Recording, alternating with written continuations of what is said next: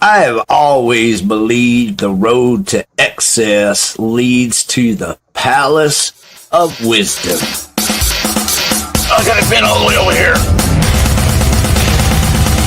Please make your voice be heard. And I'm leaving society to move out to the country and smoke crystal meth with rednecks. Maybe you have a differing opinion than us. Maybe we're completely wrong, and you are the one lone person in the world that is right. That's why you're here tonight. Eventually, me and Dave Jarvis are going to Hollywood. But guess what? Some of us are actually pretty friendly. Yeah, but most of us suck. Fine, upstanding young man. Fine, upstanding young man. Smoke weed. Oh, yes, and break out the whiskey for Blow Your Brains Out. We've got all the lovely ladies in metal celebrating with us tonight for their show coming up. It's gonna be dope. Yeah. Everybody say hello to Ariel from Against All Odds. Hi, friends. Woo! Yeah. There it is. My name is cool. Rick E. Warden. It's a pleasure to be here. Roll your brains out. It's on that loop mode. It's on that loop mode, damn it. But it's not anymore. Anyway. And now, for the moment you've all been waiting for. Dave motherfucking Jarvis. Yay, Dave. All right.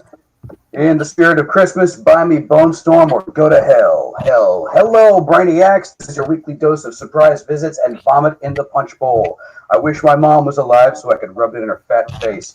Thank you for joining us on a special episode of Blow Your Brains Out, where we answer the age-old question, can I really die from a hangover? The feeling's coming back to my feet, and I'm seeing colors again, although for some reason I can't get a credit. So it has come to this, our 2-year crusade against the adverse effects of combining whiskey with more whiskey. How did it go? We'll find out after these important messages. And here's today's clickbait. In local news, Jerry Warden has decided to go ahead with his idea to open a heavy metal Hall of Fame museum in the heart of downtown Arlington. When will he ever learn that good things don't end in Eam? They end in mania or teria. In national news, Trent Reznor recently opened up to IndieWire about his views on the current state of the music industry.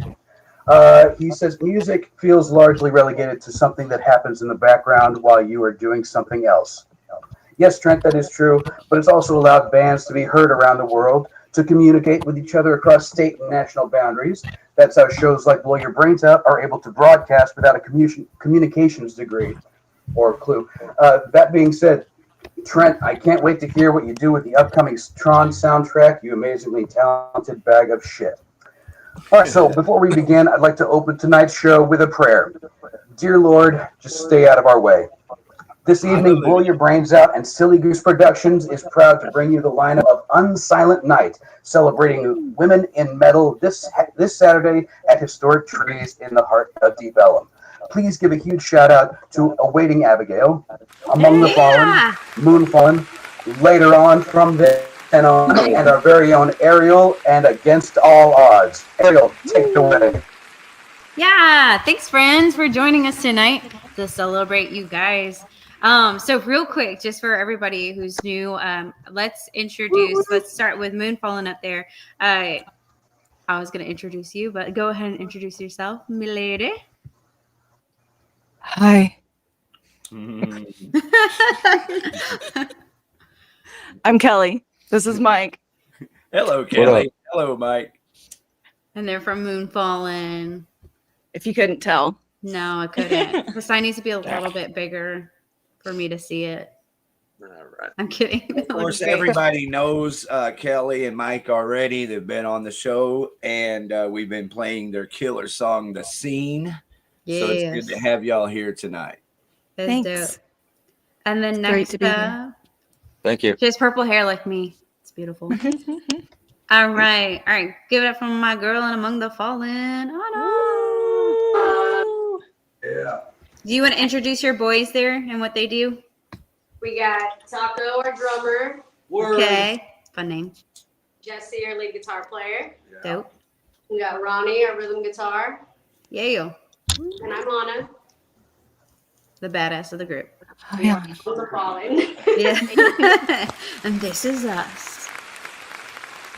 Yeah. And then next up we have Waiting Abigail in the house. Let's see. Got James here. Hello, James. What's up? James with all the guitars and Abby herself. Yes. Yeah, it's been a lot of fun. There's been a lot of group chats, although like I miss half the stuff in the group chat. And I like scroll and I go, y'all, there's 100 missed messages. Y'all are just gonna have to like catch me up. What did I miss? Anything It's important? all Amanda. All of it. She needs to be on here. I just called and talked to her. She said she's going to. She said she was. Let's hope so. All right. Well, have any of you guys, I know that myself, I haven't played Trees before, and I think Awaiting Abigail, have any of your bandmates played at Trees before? Yeah. So Heather has played it probably the most. I actually was going to post some pictures tomorrow. The last time I played Trees was 1995. And Damn. yeah, Sorry. it's got some pretty cool shots of the old decor in there, some drum heads on the wall and stuff. But yeah, I've played there a couple times. Heather's probably played there the most, and Lori, our bass player, also. Very So, cool. Yeah. And that's one thing. I know we're celebrating women in metal, but a big portion of y'all's band is females. Aren't you the only male? Myself and Mike, the other guitar. Okay. Yeah, we're the only dudes. Outnumbered. Yeah. That's okay. We like our girls. Yes. So fun. All right, real quick, I want to remind everybody there are people participating in the program tonight in the chats. It's kick-ass to see everybody there. We've got Lauren Thomas in the chats. Hello, Lauren. We've got Doc Rock, who says Rocket Ladies. We've got Chad Snyder here from Last of the Sane is here. We've got an announcement to make later tonight during the weekly concert calendar. Thank you for being here, Chad. And Last of the Sane. Majin there from Perico. Perico. Hey, we played that Perico song, Con Queso, last week. We'll play it again this week. Thanks for being here, and you guys are going to love it. It's the heavy. And here's Randy Roy, speaking of heavy. Thank you, Randy Roy. So everybody, thank you for being here. Thank you for being in the chats. If you have shows you want to tell us about or anything, that's what we're here for. All right. Thank you, Abby, for being here and all the bands. Y'all are kicking ass tonight. Yeah. Thank you. I am slowly learning a little bit about everybody because we don't obviously get together until we need to get together. I've followed Among the Fallen for a little while when we were out in the music scene, and Anna has a pretty good range. Do you want to talk about your vocal range?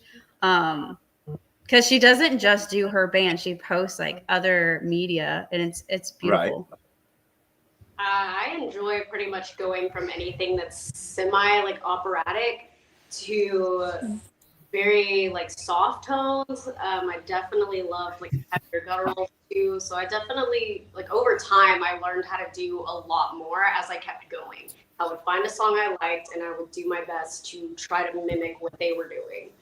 So kind of what pushed me to do better with them. A lot of the stuff that I learned with Among the Fallen, I wasn't close to that yet. Do you feel like how long do you feel like it took you to grow into all of that? To start off, I was training with the heavy vocals for maybe 3 months before I even joined a band doing that. And then further on, as I kept going, I was able to actually start singing in the band that I was doing. And I've been doing this for about 4 years now. Yeah. Okay. I think too, amongst the other girls, I know Kelly has been doing music for quite some time. She's even had some side projects. Kelly, where did you start with all your music? Oh, There was no start. It was just always. It always was.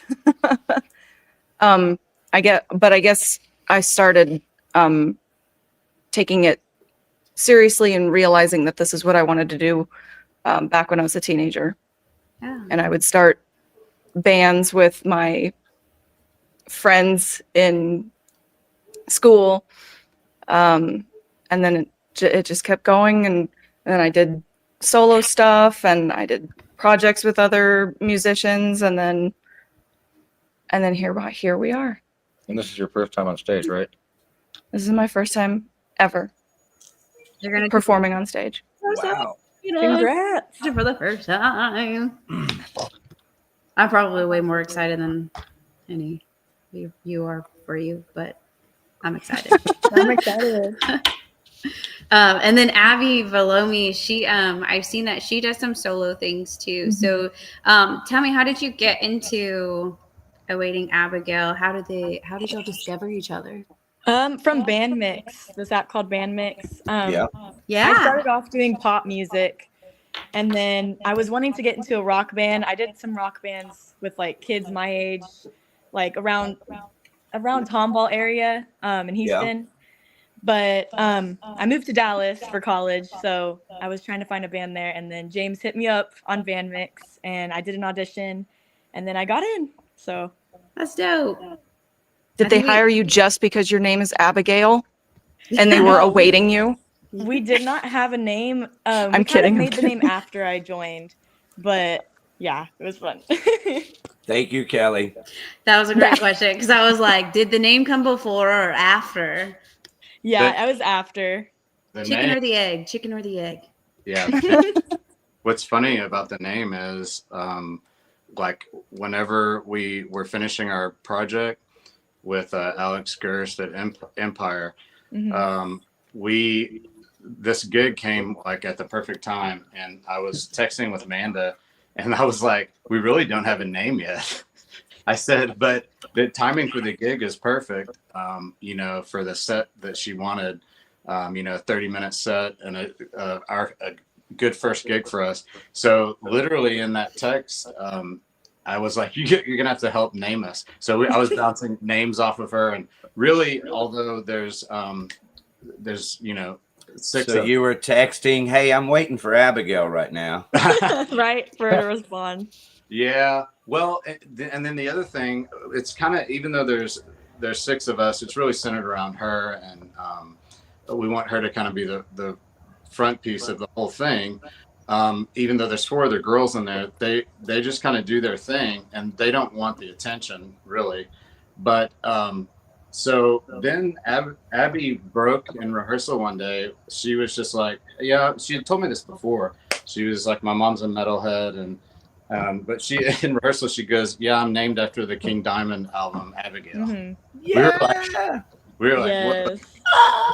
My mom is so excited that she was waiting for me to get into metal. Like when I told her I was in a rock band, she was so excited because she named me after the King Diamond album. It's way cooler than my name. My name came from the Bible, and then The Little Mermaid came out, and it kind of got stuck. It stole it. I got stuck.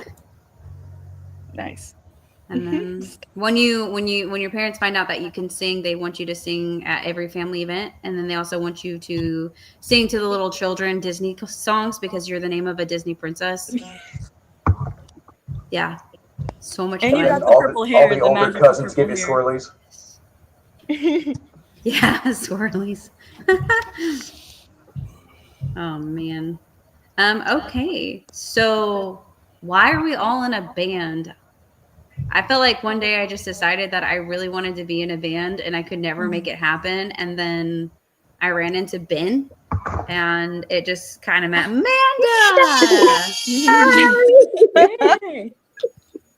We all probably just screamed at your face. I know. It's like,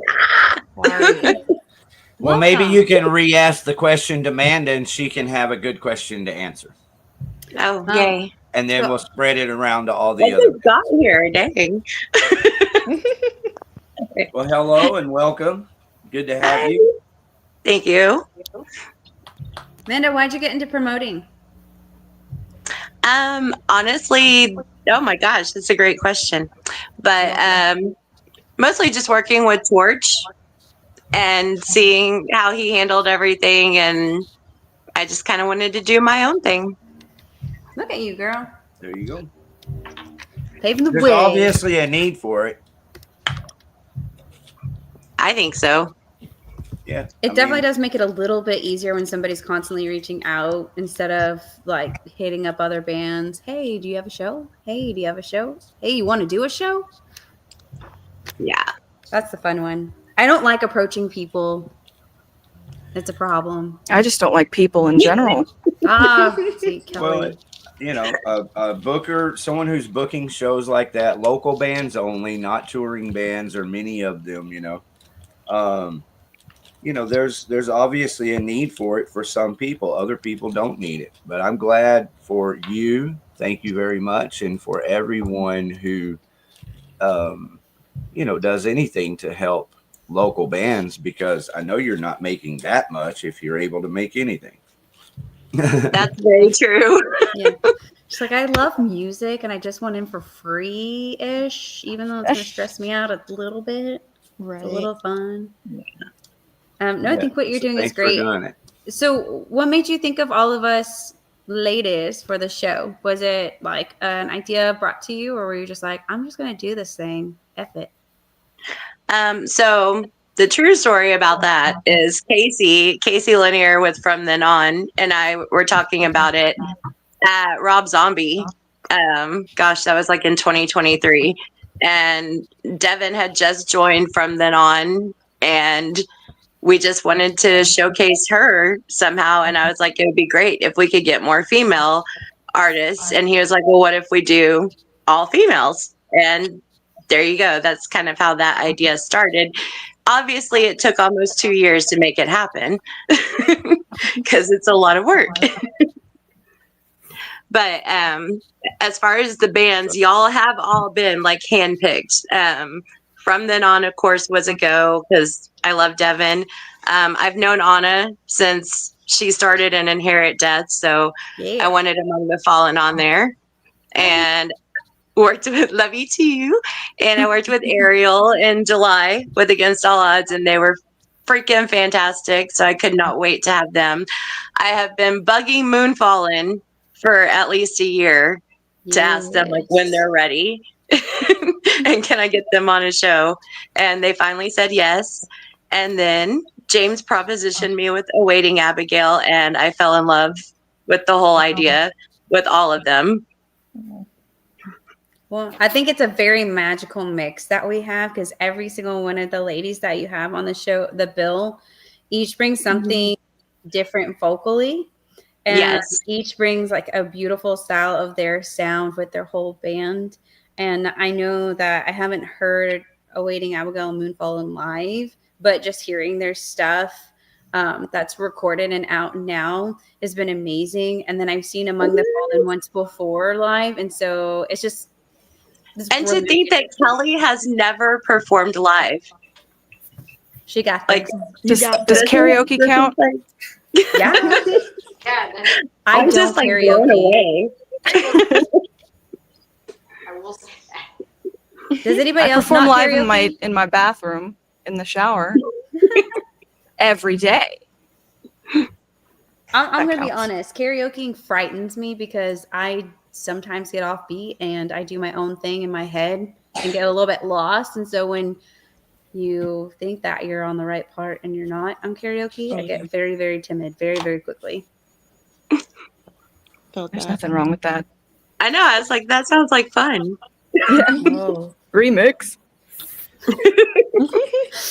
Immediate embarrassment. Having to kind of live through your faults in front of everybody. Yeah.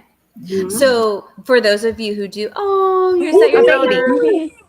Luna bag. She's so little. For those of you who do karaoke, what's your go-to karaoke song? Suddenly Seymour from Little Shop of Horrors. Wow. Good choice. Awesome. I like I Will Survive from Gloria Gaynor. Is that the "I Will Survive" song? Yes. Wow. I love that song. And people like me to do like country, so the only country song I know is Carrie Underwood, Before He Cheats. So I do that. Oh, that's a good one. It's fun. That's an anthem. Yes. So fun. Nope, nobody else karaoke's. Yeah, I don't think the boys karaoke. They're just chilling. They're like, They're we're chilling. here. All right, y'all. Tell us your karaoke. It's been a while. Tell us your Yeah, karaoke. my go-to guys. is usually I like to do "Sweet Home Chicago" by the Blues Brothers. Hell yeah. Yes. Hey, Joe, everything about you. There you go. That's your song. Say it. Ugly Kid Joe, everything about you. That's mine. Rock and roll Led Zeppelin. Yes. Bro, who said Ugly Kid Joe? Mike from Moonfallen. It's insane that you say that because like nobody knows who. Well, nobody that I know knows who Ugly Kid Joe. Their drummer Shannon Larkin is actually what got me into drumming. Yeah, Nice. Aw, that's sweet. I fucking love Shannon Larkin. The dude is a fucking beast. I love your house, man. Thanks. You know, it's interesting too because like Your probably dog nobody is loud. realizes this, and I don't really tell a lot of people this, but like the person that got me into guitar, Yeah. like actually wanted to start it was CeCe DeVille. Wow. Well, he's a good guitar player, and they wrote songs. Mm-hmm. I'm acting surprised, but I know you've told me that before. I don't know why I pretended Did I? like I didn't know that. Yeah.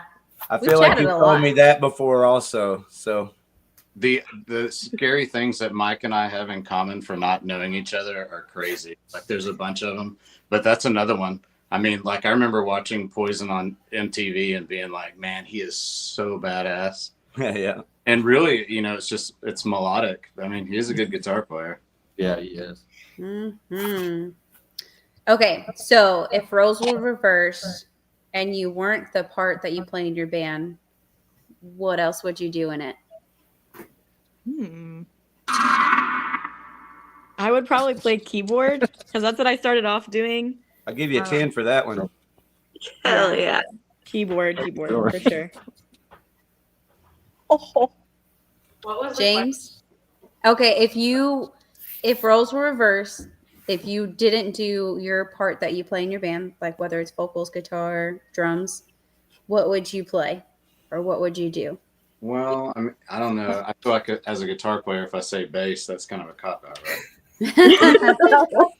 I definitely wouldn't sing because I can't do that at all. So I guess I'd play drums. Yes. Just knocking all the choices out. This seems logical. This one seems logical. I would be the hype man. The hype man. Get him up. Get him up. Yeah. Yes. Flavor Flav. Tambourine, Kelly. Tambourine. Oh, that'd be No. dope. Cowbell. No. Cowbell. Maybe a hype man that has the tambourine. There you go. And I know there are bands in the chat, so the bands that are listening, you should throw what you would do instead. Name what you do currently, and then what you would play while we're chatting, and we'll go to the chats in a second. Yeah. Sorry, everybody. Okay, let's see. Anna, what would you do? I would play lead guitar. I want to do what Jesse does. I just want to look cool playing guitar. I know it's a way to just stand there and Yes. like not watching. It's almost like him being completely one with the guitar, picking at each little note as quickly as possible. I think that is the most mesmerizing thing ever. I'll sit there and just stare at the guitar. But I have his solos memorized that I can actually sit there and mouth them. That's hilarious. I do that to Ben all the time. He's like, "What are you doing?" I'm like, he's like, "That's not even. That's not even." Yeah. No. That's what Kirk Hammett does. Yes. Okay, there you go. And the air guitar. I think I would do drums. Brett's trying to teach me how to do drums right now, and I am terrible. It's easy. If you can count to 4, you can play drums. That's bullshit. I call bullshit. And I say it's probably far more difficult to play drums and sing good enough than it is to play guitar and sing.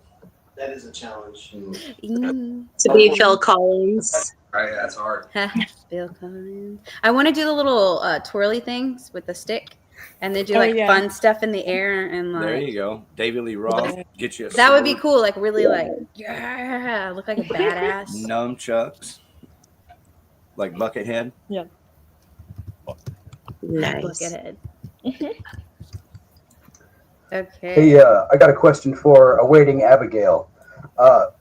So y'all been making the rounds like KNON, Green Machine, Savage Ladies of Metal. How are y'all enjoying this hectic pace? I love it, honestly. Keeps me busy. Yeah. I enjoy it. I like hopping on, listening to all the radio stations. I try to listen as much as possible. Yeah, I love it. It's awesome. All the Well, support and everything. congratulations to awaiting Abigail, and who's doing all that marketing, putting it all together, taking the time. Y'all are kicking ass. Well, it's a lot of everybody, really. But thanks, we really appreciate it. I'll tell you, if I don't know if Doc Rock, Mike Whittington's still in the chat or not, but he was the first to play us, and then a lot of people really kind of jumped on the bandwagon after that. So That's great, though. we're just riding the wave, you know. Thankful for everyone that plays it, honestly. Yeah. I remember when we first played, and I was filming them playing us. I was like, ah, like freaking out, and it was like 10:30 at night or something, and yeah, bandmates were asleep, and then Mike got us on to another station. Where was that at? Manchester? Yeah. There you go. He hooked us Got up a hell over yeah, there. the Doc Rock. Matt Canart. Want to say thank you for being here, Doc Rock. How would everybody like to jam some awaiting Abigail? Let's do it. Woo! Kill House. There you go, Jared. What's up? Jared's so fun. Thanks. What's the name of this song here? Something about loving. No, it's about hating. I hate you. I hate Woo! Tell us how you really feel. Dang.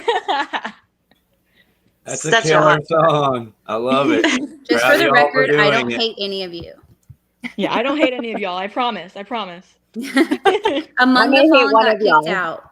And when I do, I know what to do. I'll go get my frustration out with that song and go Yes. look at myself in the mirror again and kick ass another day. Yes. Had a 90s grunge feel to it. Yeah. Yeah. I was just gonna Yeah, I it's dig it. giving the older rock. I love it. Among the Fallen said that they got kicked out. It says it's full. If you want to see if they're trying to get back in, Thank you. I will kick myself off if I have to. So I got a question for James. Yeah. Sorry, So- I answered for you. On when you're flying on the airplane, Oh God. do you like Oh God. pitch like your music over the intercom and stuff like that? Is that allowed? Can you do that? That'd be dope. He's muted. Oh, You're on mute, oh, he James. muted him. Maybe he's doing it on purpose. Oh, sorry. Yeah, I was. No, I haven't yet, but I'm going to now because, That's a good idea. Great ideas. well, I'm going to start with the flight attendants and the other guys I fly with. But like Matt Story, I guess he used to be with Creeper, right? Like back in the day. Now he does all their graphic stuff. I had him I was going to some shows and like I saw different things, you know, like business cards with like QR codes and everything. Yeah. And I was like, dude, can you make me like, I want it like to be a super business card type thing that I can give to people. I have no shame. I will absolutely give these to people. I'll give them to passengers because like I have a captive audience, right? They're like, hey, are we going to make it there? Yeah, we'll make it there. But I need you to like go to this thing and follow it just to make sure you get there. No, Like you're set up like totally for like great marketing right there with that airline. Right. Seriously. Yes. totally. So yeah, I'm absolutely gonna do it until somebody tells me not to, and nobody. I don't think. Right, do what you can. I do it at work all the time. I've got a QR code up, and then anytime we have a show, I have the show bill printed. I'm like, Awesome. hey, Next to if your you're awesome not Christmas doing tree. anything- Yes. Oh yeah. I decorate my op because I have no windows, and I will literally go insane. It's badass. I'm True not there space. already. I assume we're all right there. Just smile and wave, boys. Smile and wave. Oh, Anna works in a dental office too. I just found out. Oh yeah, I'm a receptionist at a pediatric dentistry. Peds, man. It's a lot of kids in and out. I see kids at my office and it's like 30 minutes per kid when really it should be like 10 seconds per kid because they're like, squirrel. They're What's brutal. this? They're so brutal. They are. And when they bite you, it hurts, girl. Oh my God. They bite. And like we see like babies too for like their first checkups. And I'll tell you what, like a 2-year-old's back molars, woo! They got some chompers. It's a lot of fruit too. Oh, lessons learned. Some of those kids, I'm like, keep practicing. You'll be in a band one day. Yes, they think it's really cool. I just started teaching Luna. Yes. Oh, do it while she's young. Playing the drums. You want to teach her? Anything but the drums. Drums are hard. Drums are hard. Bloody the entire set around. I don't care what Brett says, they're hard. So we actually had some answers in the chats on someone said that they would play the triangle. Let's go back. I think that was Ray Ray. I can join my band. Yeah, you can be the hype man. He can play triangle. And then tambourine. Maybe the clarinet. That'd be dope. That's original. That's unique. Oh, no. The theremin. The No, seriously? that's what I want to play. Oh, I've got one of those. Bring it out, cowbell. bring it to the show. I made it. It's a tiny circuit board. It's homemade theremin. Oh my God. Lanta. Nice. That's How much really you want cool. for it? If you play the clarinet, you have to wear a Squidward nose. Oh my God. Make way for my didgeridoo. I did it for you. If somebody was just now coming into that conversation, they would seriously do like a really The big death eyebrow whistle. raise. Death whistle. The death whistle. What would it be? The death with you. Have you guys heard those death whistles? They're scary. Yeah. They are insane. I've been watching the new season of Metal Mansion with Jared. What's his name? Musician The Manson. Yeah, that one. It's pretty kick ass. They've got episode 3's out of season 2 now. Yeah, I'll watch that whenever it came out. I was just flipping through YouTube and I was like, oh hell, it's out now. So I watched them as they premiered. Bro, that fucking one band. God, what were they? Soulfire, I think? No. Yeah, so far. No, the other one. They're all good. Let's see. The fuck? There's Greystone. Greystone. Yeah, Greystone's the killer hardcore band they're just freaks. Yeah, with Justin Bonnets and Austin Dickey. And then Soulfire was one of them. And then the third band, the one with the... They have like a planet name or something. Eris, that's it. Yeah. Or Aries. Eris or Aries. Yeah. Yeah, dude, oh my God, they are That so chick good on together. guitar and that other dude on guitar were both... Really, the guy on guitar was phenomenal. Yeah. Oh, did you see the drum battle? Yeah, I watched it all. Mhm. Oh, man. That's season 1. I mean, episode 1. Brett, is that your puppy? Yeah, she's being punished right now. Yeah, you got to be committed to watch the drum battle, dude.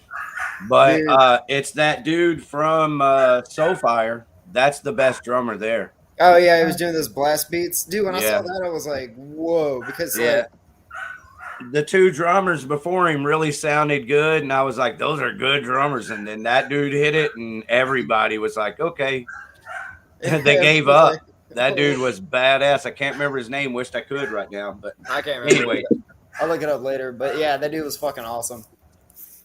So, I know what my answer would be for this, but do y'all have a dream band that you would love to absolutely tour with?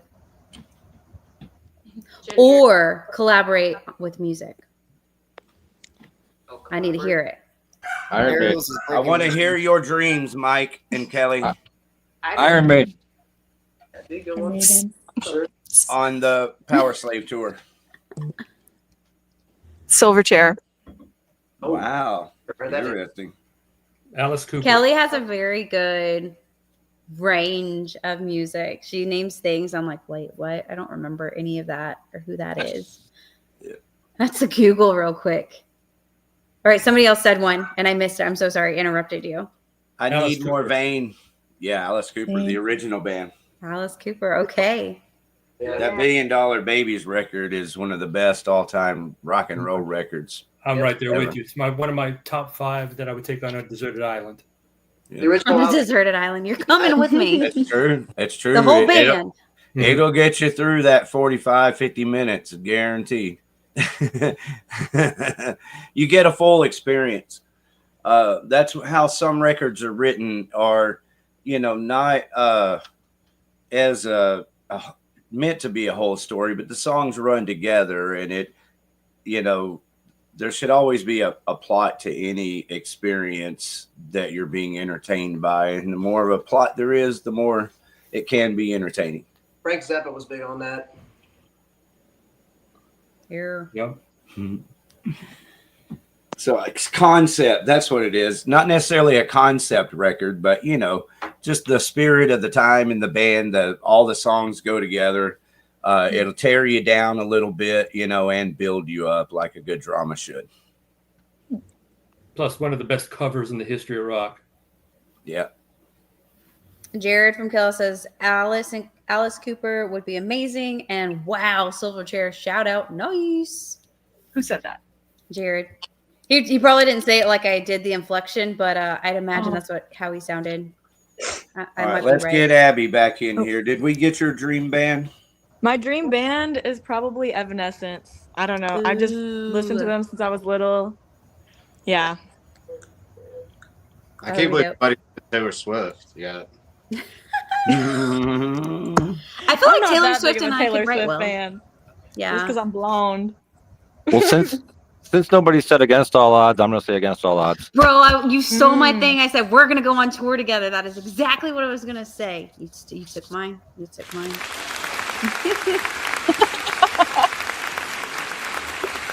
Killswitch Engaged. Oh, they're a lot of fun. Yeah. I think that'd be mine for sure. Oh, they're high energy too. Yeah, really funny. Dude, I want to collab with Slipknot. Yeah. That would be dope. Would be dope. There's already so many of them running around on stage that I feel like if you were to just you might I collide. Like to run around. Jesse likes to run around. We're all just doing our own thing on stage. I feel like it'd be really interesting. I've been whacked in the head before by Ben's guitar because I was way too excited and I didn't pay attention where he was, and we both went, whoa, bam! Ouch. And he looked at me and I'm like, Bonnie's guitar too. I think I smacked my head once. Oh yeah, and my bass player too. Ooh. Oh, Steve no. Welcome, Steve. Hi, my name is bass player.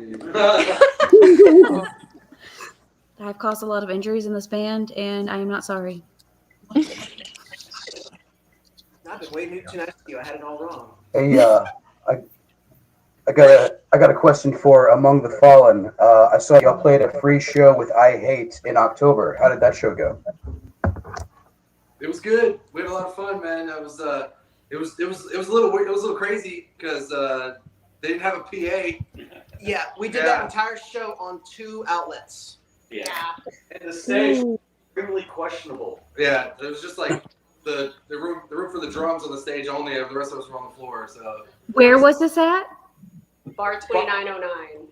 They literally didn't have an area for us to play with proper outlets or proper support of any kind. So we literally had 2 plugs that we had to daisy chain everything else off of. The entire band, 2 outlets. yeah, it was fun. It was fun. I mean, Once we had it set up, it was great. Yeah. Yeah, once we had it set up, it was great. But yeah, it felt precarious until we got started. That's how the Puerto Rico show is going to be this weekend at the Showdown. Oh man, I had to miss them last weekend because I Just had kidding. a Step funeral above, and a boys. birthday. Happy and sad moment. Dude, those guys kick ass. Shout out to Shane and fucking Matt, Carlos, Blue, all those guys. They're awesome. Aren't they, so dude? Have you listened to it? Is that you, Jesse? What's up, brother? Yeah, dude, I've seen them live every time they play. Oh no, I missed once, but I've been to almost all their shows. Matt's one of my best friends, so. Awesome. He's Yeah, so dude. cool. I like that song that I've got. I like it a lot. Yeah, they're Silly really Goose is having them in February. Yes, she is. All right, everybody. Sorry. Free promo there. Plug it, girl. Plug it. It'll be fine. Everybody, it's all cool. Just give us your graphics or we'll pick them up. We'll tell everybody about it. We always do. I think I feel like the local music, and I don't know if you guys feel this way too, but I feel like this year that it's really picked back up. And I feel like it's been a little bit more Goddamn supportive right, in bro. areas that, because when I started, I was really nervous. I didn't know anybody. I didn't know who to talk to.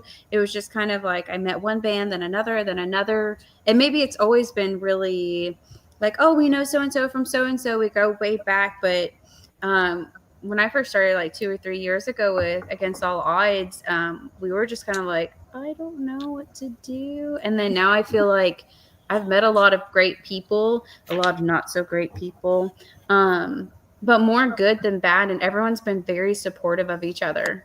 Yeah, I think it comes in waves. Like it's it's just like a group of bands. Like I don't know, maybe like say like 10 bands will all cycle with each other, different shows and stuff, and it just and then like more bands are added to it, and then it'll just kind of taper off, and it just I've seen it come and go. It builds up, and then it kind of it's cyclic. And but yeah. Well, there I like how when Ariel said not so great people, that she looked right at me. What? I didn't even look at you. I can feel looked your at, look. if anybody, I would look at Moonfallen because they know who I'm talking about. The scene So do is I. cruel and exhausting. Trapped. That was kind of like a plug for them. To throw that in there. Go Stars. Hey, that's part of what we're here for. We're not I just don't have having Stars. fun. It's so great. I just realized your shirt. Balls. Yep.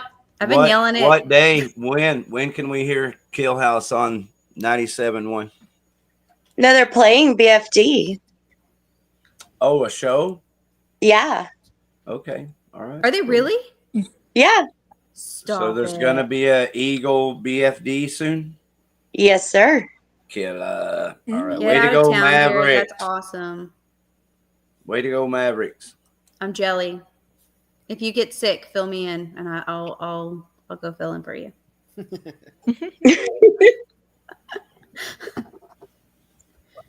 VFD was one of the first shows I actually got to watch Chevelle live, and I met is her name Cindy Skull?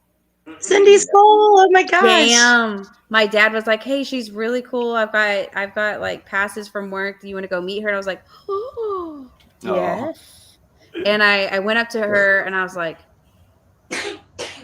and she's like, "Oh, you want a picture?" And I go, "My dad's gonna have to back way up." She's like, "Oh no, it's okay. I can bend down."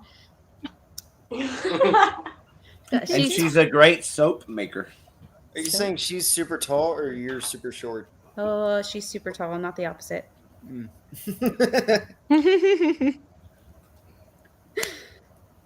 No, she was really cool. She was really nice. And I was like, one day I'm going to be in a band and I'm going to play on the stage for you guys. And she's like, oh, that's really cool. It's nice to meet you. Bye.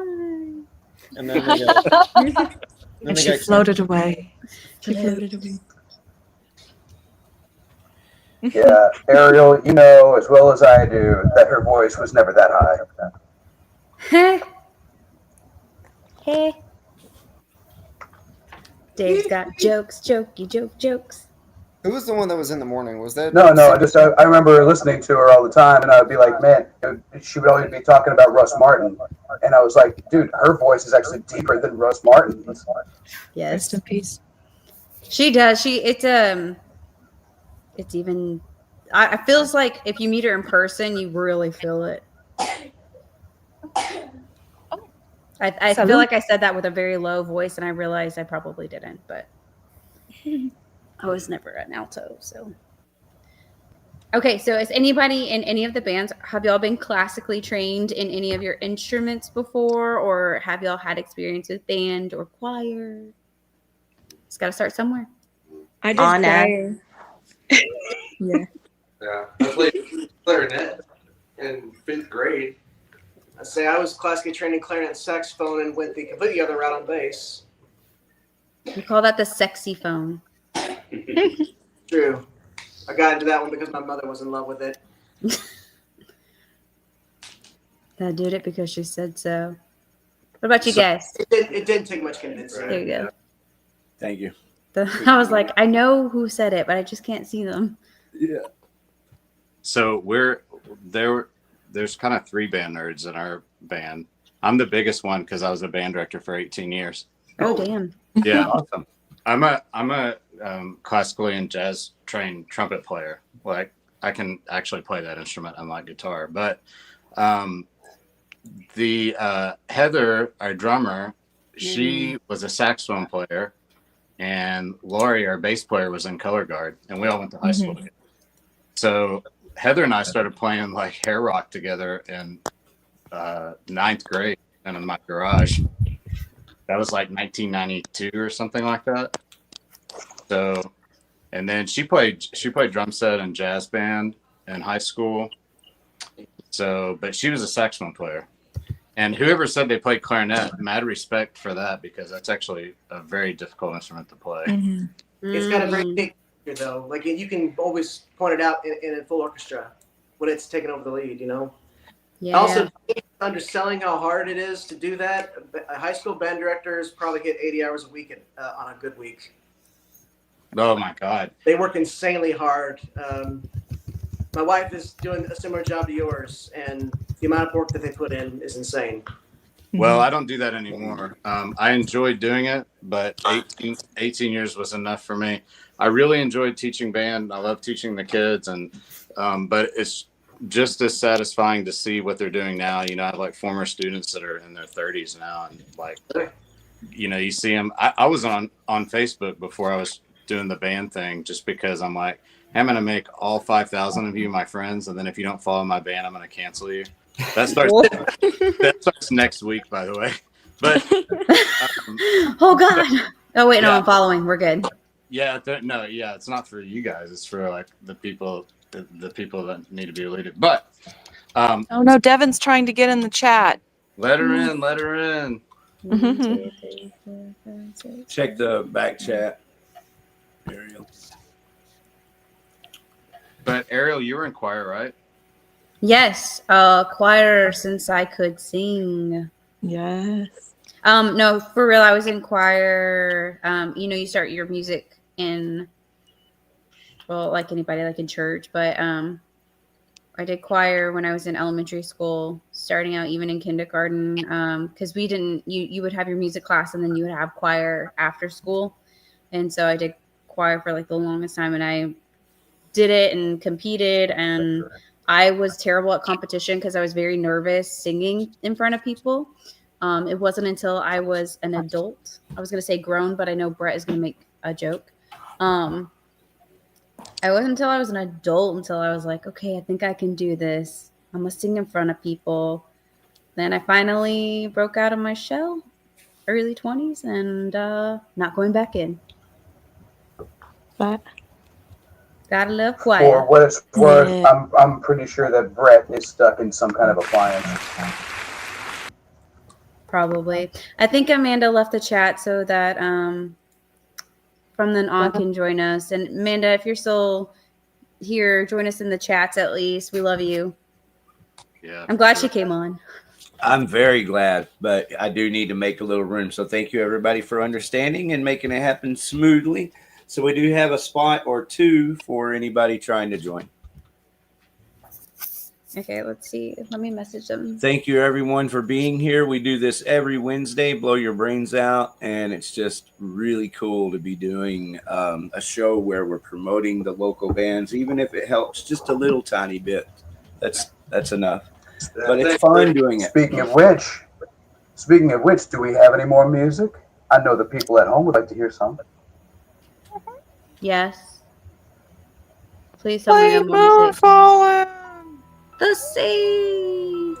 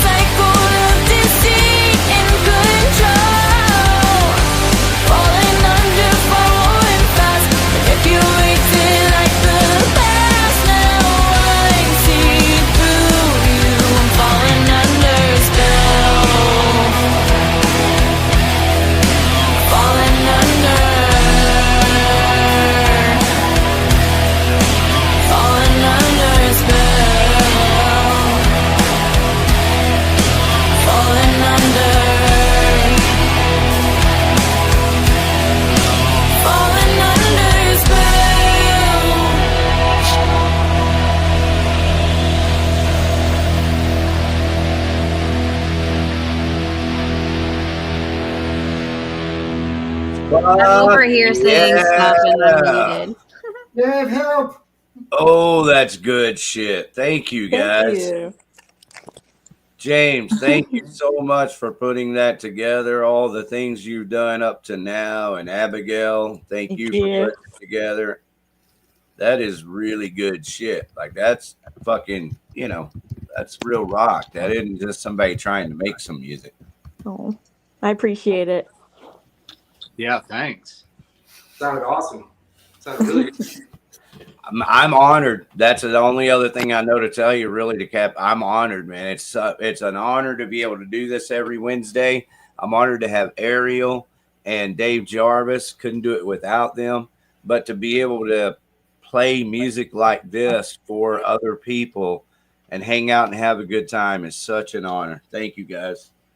Your Moonphone's gonna be next. You ready for it now? You want to introduce it? Are you gonna play the song that I think you're gonna play?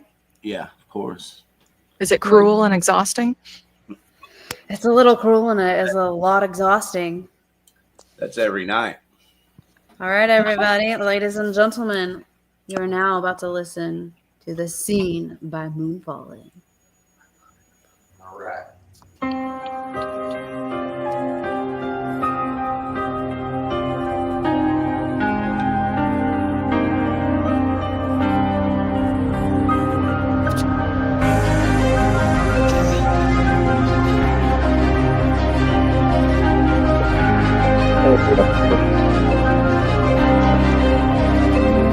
I need to avoid and drown out all the noise coming from this overcrowded scene.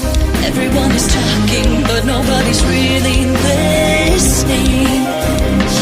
All of this rejection, and there's no direction. I know it's a nightmare, but it's my dream. When did it all stop?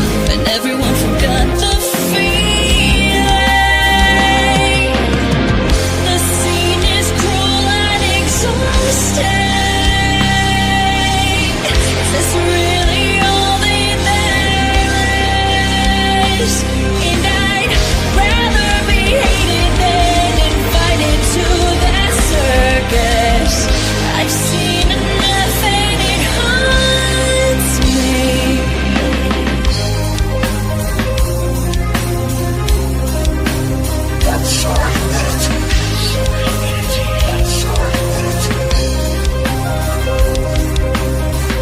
And they tell a different story to you every time. So why do they all sound the same every night? Say they like the way the life feels only when it's ideal and they're invincible. Why do all the good ones even try? The scene is cruel and exhausting. Is this really all that there is? And I'd rather be hated than invited to that circus. I've seen enough and it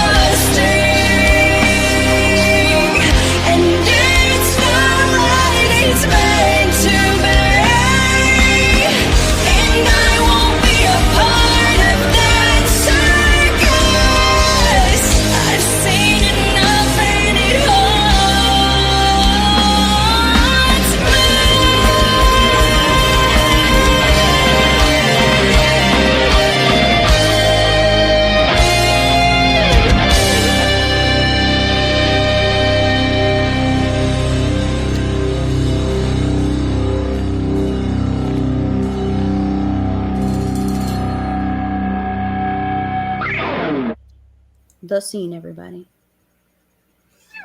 Oh, that's good. Hey, Mike, I want to tell you, I love the way you dig through those strings, man, at the beginning of that lead and get that cranked up. It's really good. I like it a lot. Oh, thank you. We all like it. Sorry, I'm adding some songs to our Blow Your Brains Out podcast list because if I don't do it now, I am not going to remember. Yeah. So now we have 2 or 3 spots open. Anybody wants to join the show? And go ahead, Ariel. I'll check the comments. So I think Among the Fallen had to leave because they have rehearsals. They give their love. And then Devin, I think, is still trying to get on. She says her phone keeps freezing. So. Well, thank you very much from then on for being here. That was fucking awesome. It's been a great time tonight. Hitting those Paramore notes, Kelly. Yeah, Among the Fallen. Go back up. One more comment. Boom. Paramore notes. Yeah. It's up there. Sounds really, really smooth and hits all the little heartstrings the right way. Oh, I already had this song on my playlist. I was like, I thought I did. I didn't see it. And it says already. Look, it's Iron Maiden. Iron Maiden. Ozzy is in the house, everybody. Eddie Lee. Okay. Awaiting Abigail. Y'all are on Spotify. I know y'all are because I've liked like all the songs that come out. I'll share the link in the chats. Give me a minute. Stop score. Boom. Which one do I want to add? Let's do this one. Okay. So new music. Any more new music going to come out soon? I know we're about to drop our self-made album Friday. So everybody be gracious. We did it ourselves. Anybody else got some stuff? Yes. Our last song, People Pleaser, of this EP is coming out this Sunday. So yes. Excellent. We're debuting our next song on Saturday. We're closing with it. It's a banger. I bet. Do we say the name? Yeah. Do we give it? Yeah. I mean, it's not even out. Or Friday. No? Yeah. We're not even finished recording it, but we're going to play it on Saturday. It's called Stuck. Stuck. Can you give us a vibe? I know you said banger, but is there like a... Or what you wrote it about?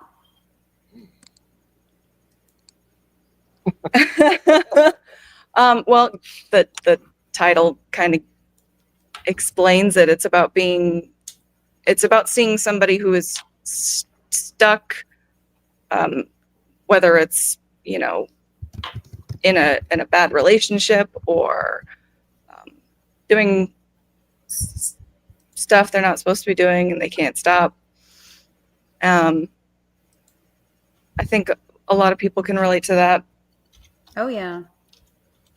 I find it, I don't find it hard, but I feel like every time I write a song that's kind of more specific to how I'm feeling and my things. But then when somebody hears the song, they're like, oh, I felt like this song was written about whatever. And I was like, that is so great. Cause I felt like I was very one-sided in my interpretation of the song. And you just, made me happy.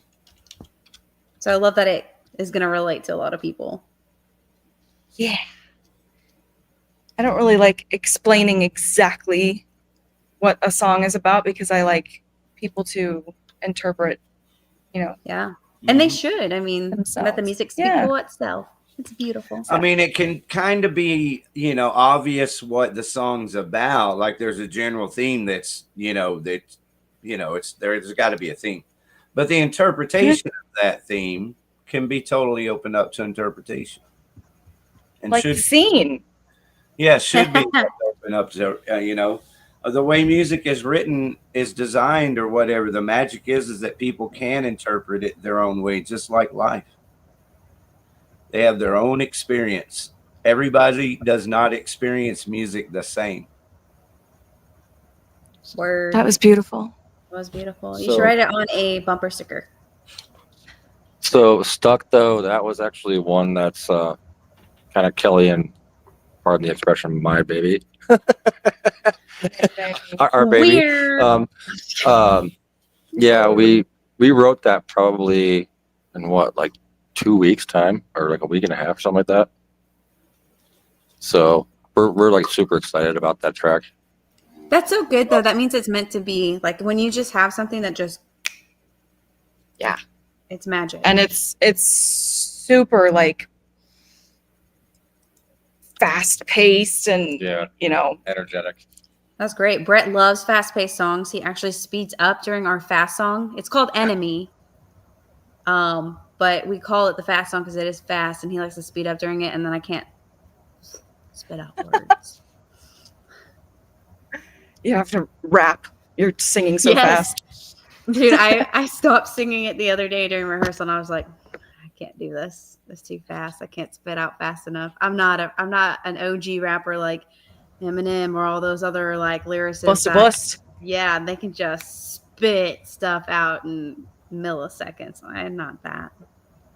Just not born with that talent. Oh, he says Ariel writes songs about drummers. That's facts. I do. I do. That's great. Calling me out, brother. If y'all had to create a concept album, what would your concept album be? I actually did create. I created a solo concept EP. Ooh. And it was super fucking cool. It's still out there somewhere. It's not the greatest production wise because I did it all myself, but it's called Simulation. And it was about somebody who got into a car accident and fell into a coma and was put in this hospital with this experimental way of keeping them alive by putting their brain in a simulation where they think they're alive and moving around in the simulation. But things start making her remember her actual real life. Things kept like popping back into her subconscious, and she was desperately trying to wake up, and like every song takes you through like a chapter, and it's pretty cool. It sounds like it would be a really dope ass movie. I know. And I don't know if we should plug movie topics. Mike. Well, I don't have a theme song yet, but I can make one. That comment was for Mike. Did he hear me? What? Oh no, he's zoned. He's gone. Billy was all over I it. heard You you. were I'm trying to figure out if that's a smart idea, Kelly. Moving on. My concept album, this was like, so my husband, he had an accident with his hand, and it was like the whole year was like a very crazy time.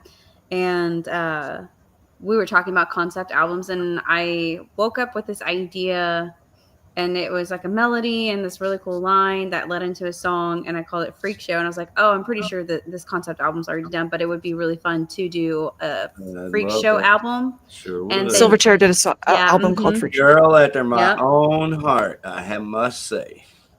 And but I would symbolize the different people in a freak show, and one of them would be the strong man.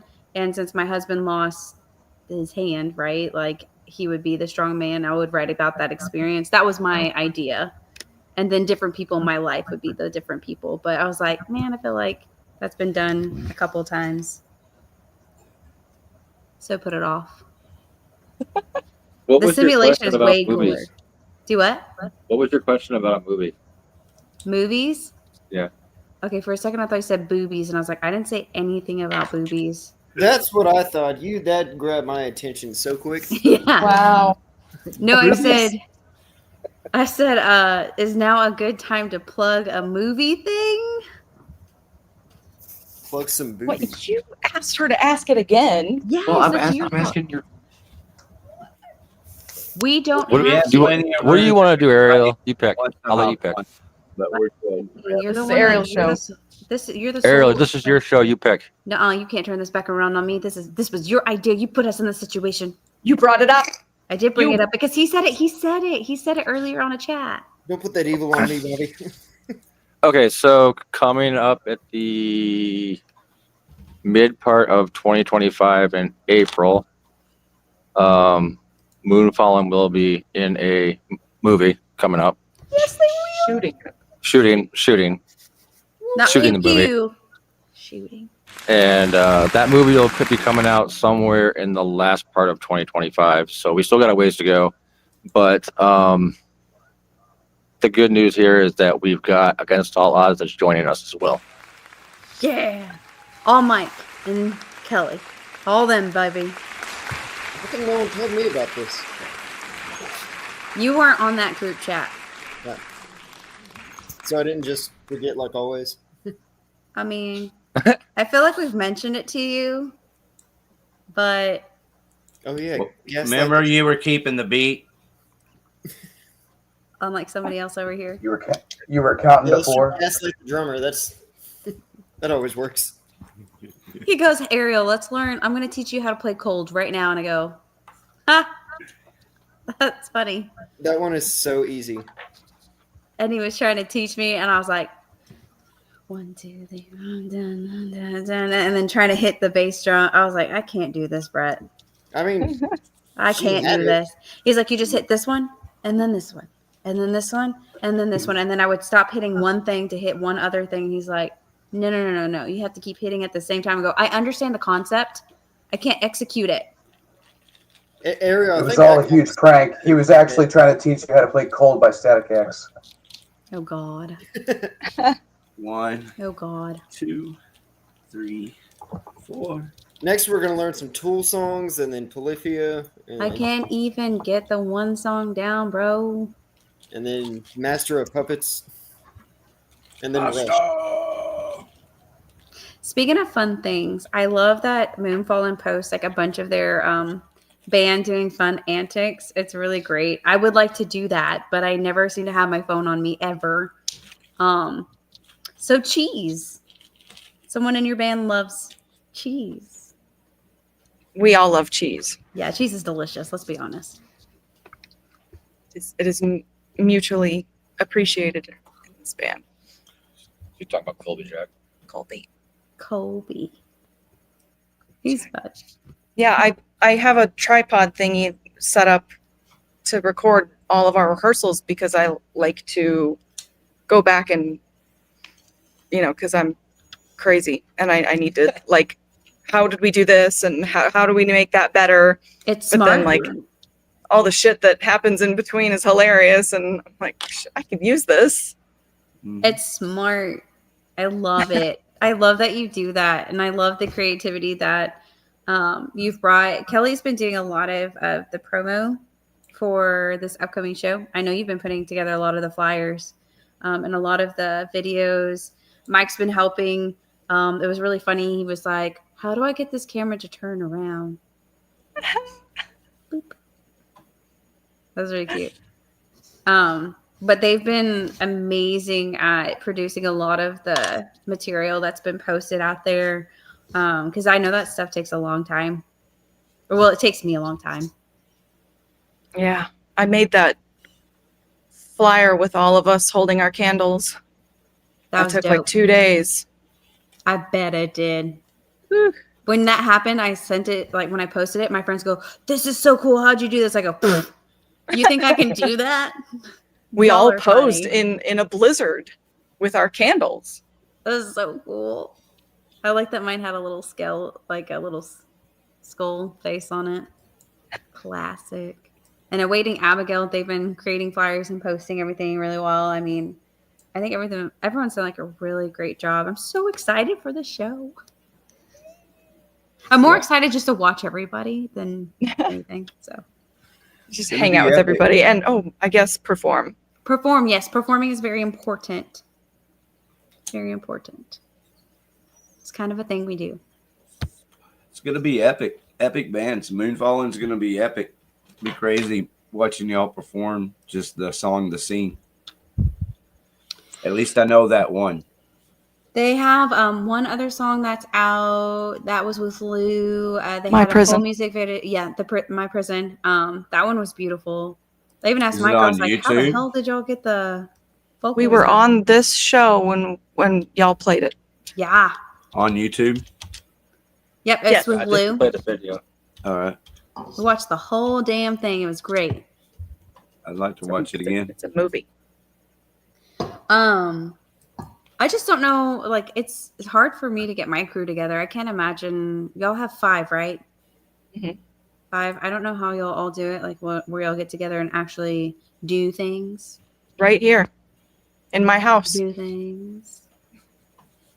This is Moonfall Collectively. HQ. Are we the only ones in here? Where is everybody? So Among the Fallen had to rehearse for Saturday. From then on, gave up on trying to get in. And then awaiting Abigail. They wanted to make space for the other bands, and the other bands never came on. Oh no! I know it's always technical difficulties with technology. You never know what you're gonna get. You just work your way through it. But, you know, that's why I don't really interrupt the show much. If we have a full panel and people can't get on, I'd prefer them to hop in the chats and let us know in the chats, and we can kind of talk about it a little bit before we interrupt the program talking about it. But that's okay. You live and you learn that stuff. Waiting, another thing, I was talking to Hank earlier, and he said right when the show started, everything started glitching up.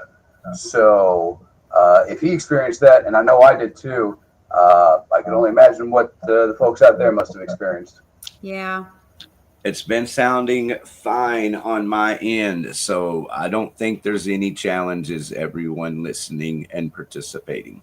It could be where they're at, though, because they're at a rehearsal studio, Platinum, and so I'm not sure how the service is in that area. Yeah, because we've had room on the panel for a while. They could have hopped back on. It's all good, though. I'm enjoying my time together with y'all. Thank you for being here, Moon Falling. We should watch that video together. Y'all want to? Absolutely. I've got it pulled up. I'm almost there. Also, everybody who joined us in the chats tonight, thank you so much. Y'all have been wonderful and participating. I don't know if y'all are still listening, but y'all are dope AF. Yeah, take it away. Bye, Brissa.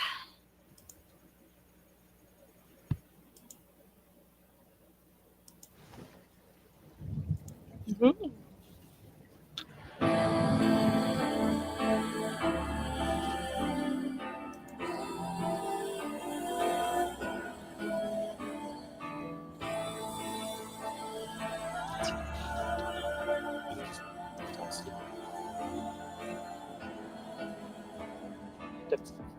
Endlessly I'm forever searching for a certain peace in my mind.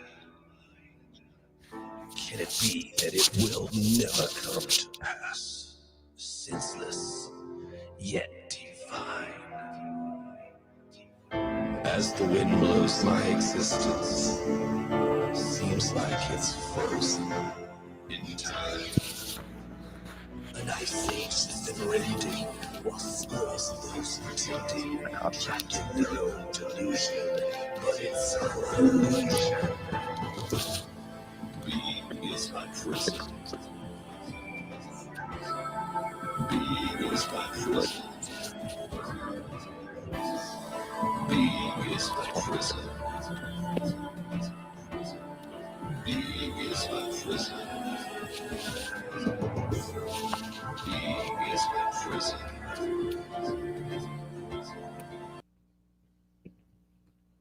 Oh, I was watching the movie. What happened to the vampire?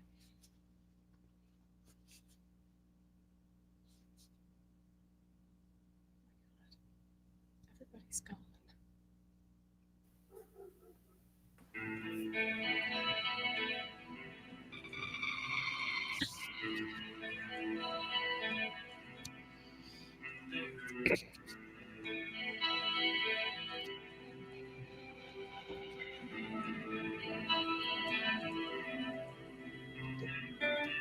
Underlit by candlelight,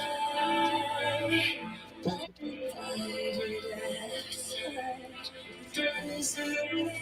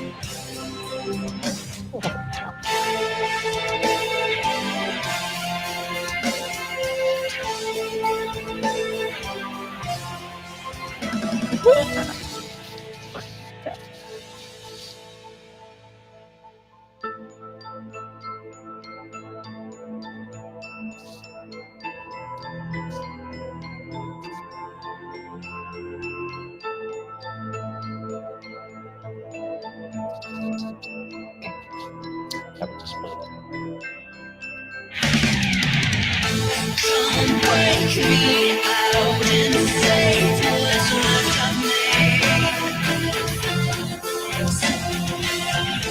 I won't stop until I think I would do that come wake me up and say it's just a dream. Plant that.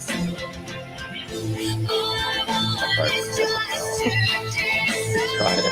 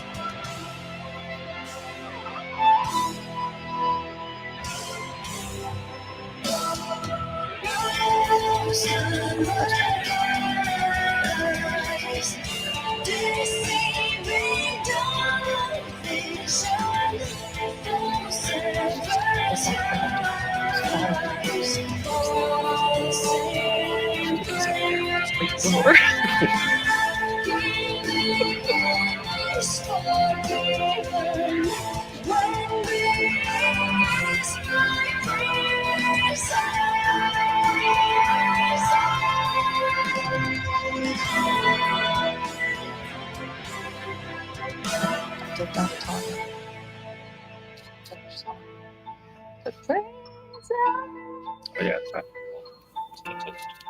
Yeah.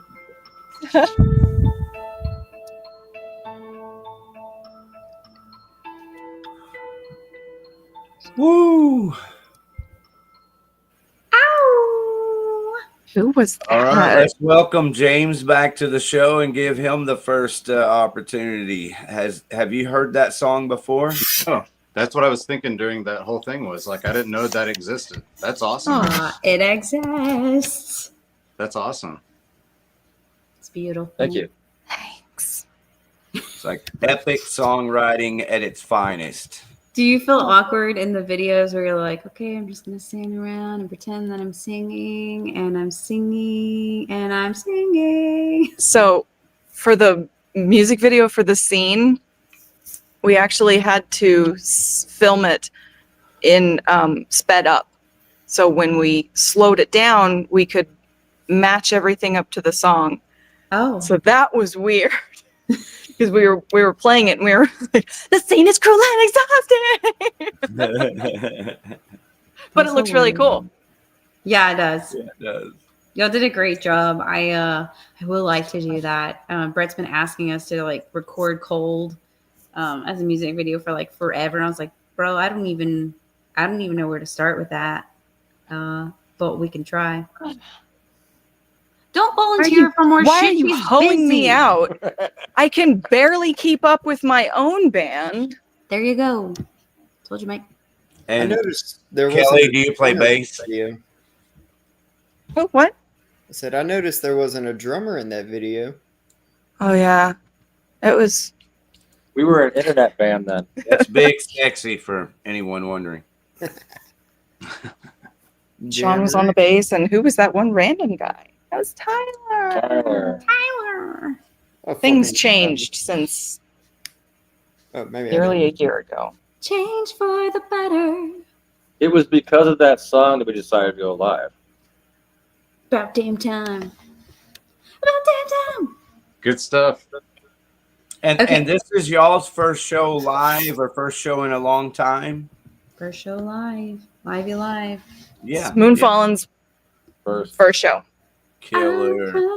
What a special show, man. It's going to be a great time, but really epic on top of epic. Well, we're getting really close to doing the concert calendar, guys. I'm going to ask y'all a question. Dave usually asks everybody before we get rolling on it, and y'all are more than welcome to stay and shout out any of the bands that y'all see. But Dave's question is usually, how do you want to be remembered? And you must individually answer. As a pain in the ass. Okay, check. Love you. I'm just kidding. Mike, I'm going to say that with a straight face. A pain in the ass. Oh, disappeared.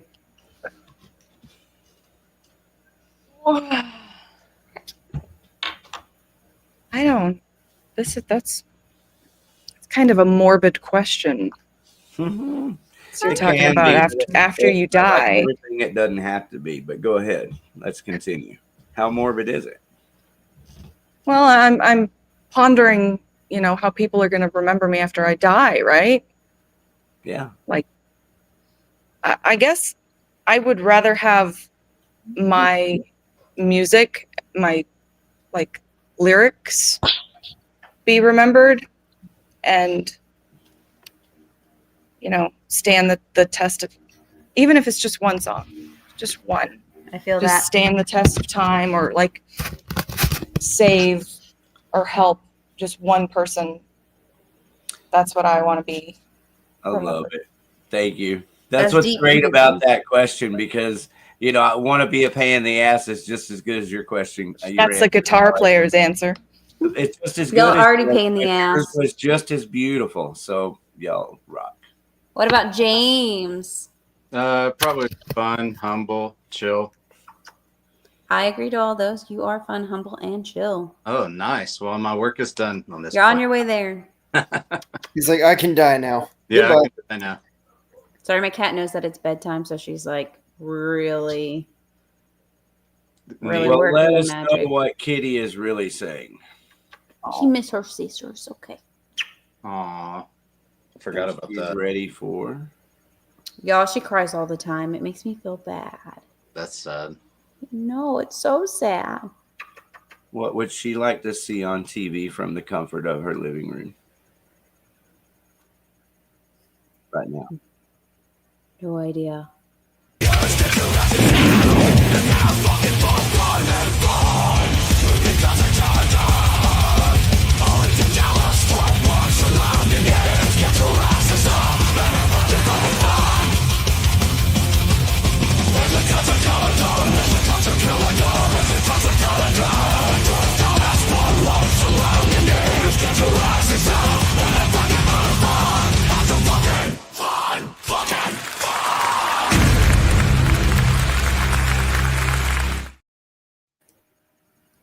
Yeah, we're gonna have some fun this weekend at our Unsilent Night celebrating women in metal at Trees. I just took the liberty that Kitty might want to see the weekly concert calendar. Absolutely, she has no choice. If she wants cuddles, she has to watch weekly concert calendar. Okay, friends, our show is coming up, and I'm very excited because Awaiting Abigail, Moonfallen, Among the Fallen, who all joined us this evening, is going to show up and show out for you guys. And from then on, is going to be there without technical internet difficulties because they will be live. And then you'll see us again, which I'm sure people are really annoyed of watching us. That's okay. We've got some things up our sleeve. We're gonna play our Christmas song. It's gonna be great. Keep it fresh. All those lovely ladies are gonna I've show you got a what it. surprise outfit. Do I have a So you surprise can outfit? you can count on Brett to keep it fresh. Bro, that really is a lot of what it's all about. Just like you, everybody enjoys something new. It's okay to, change the curtains when you can, Make it fresh, baby. As long as they match the carpet. Oh God. I mean, I Kelly, knew you would Mike, are you take still it there. So I set you up.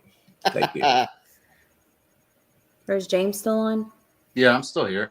Do you know if they're gonna do a black curtain for all the bands so we can set up? I'm not sure. It seems like that's what I'm with you. Like sometimes things get past me in that group chat, but I'm pretty sure they were saying that they were going to do that. I hope so because I've got some things that are surprises for our set. Yeah. And I'll probably won't be. I'm Brett. Usually I know I help you load your drums up on stage, but I've got my own S that I got to do. So I'll have friends. I'm help. pretty sure that we're all getting a curtain. Okay, great. Because that's going to make what I have planned excellent. Nice. It's not that cool. I'm making it sound really cool, but it's not that cool. in my mind, it looks way cooler. That's all that matters, really, is in your own mind if it's cool. I produce things in my mind. I'm like, oh man, everyone's gonna think that's epic, and then I do it and watch it later. I'm like, That's okay because the way our memories work is we always remember our things more fondly than they actually were. So. Yep. Okay, what else? That's okay. That's okay. I think that if your heart comes from a place of love, always, that you don't ever have to really question yourself about what your intent was and how it's going to be interpreted. You just keep enjoying what you do. If now people who have evil, fucked up intentions and want to be malicious towards others and inhibit them from living their life and being free, I don't know. But anyway, thank you for being here. And this weekend is going to kick ass, isn't it? It sure is. I'm so excited. I finally get to hang out with y'all. Hey, Ariel, one thing that we never really talked about, like on this podcast, at least, unless I missed it when I off. You're all right. But so wasn't that awesome? Like having all 5 of you together for that picture thing. It was so cool. It was so fun watching y'all interact. Y'all never met or whatever, but it was like, y'all just kind of played, and everybody was themselves, and everybody's kind of really different. But my dumbass. Can I get on this bar? Sure, I don't see why not. Great, and it almost falls over. I'm like, oh. No, but it's super cool. Mike and I were the only other band members that were there, Rick. But at the last minute, I was like, hey, I want to see if I can get a picture thing together. And all 5 of them showed up, and it was awesome. We had Jim Wright do the photography, but just kind of seeing. Yeah, I've been using his picture. So thank you for saying that because I have totally neglected Jim Wright. Yeah. Thank you for contacting him. However y'all put it together, that photo is amazing. Well, it was, and I guess the side part of it was I didn't really expect it to be like a social event, and it wasn't a long time, but all the girls got to hang out and they got to interact, and it was fun. And that in itself is a good thing. Yeah. That's how I used to do a thing called Outlaw Video Showcase, and the way I did the showcase was I promoted, part of how I was helping the bands, if you will, was by introducing them to social media. This is 15 fucking years ago almost, right? And so I was doing it all, and now I forgot what I was saying. Sorry. It was badass, though, whatever you were saying. Thank you.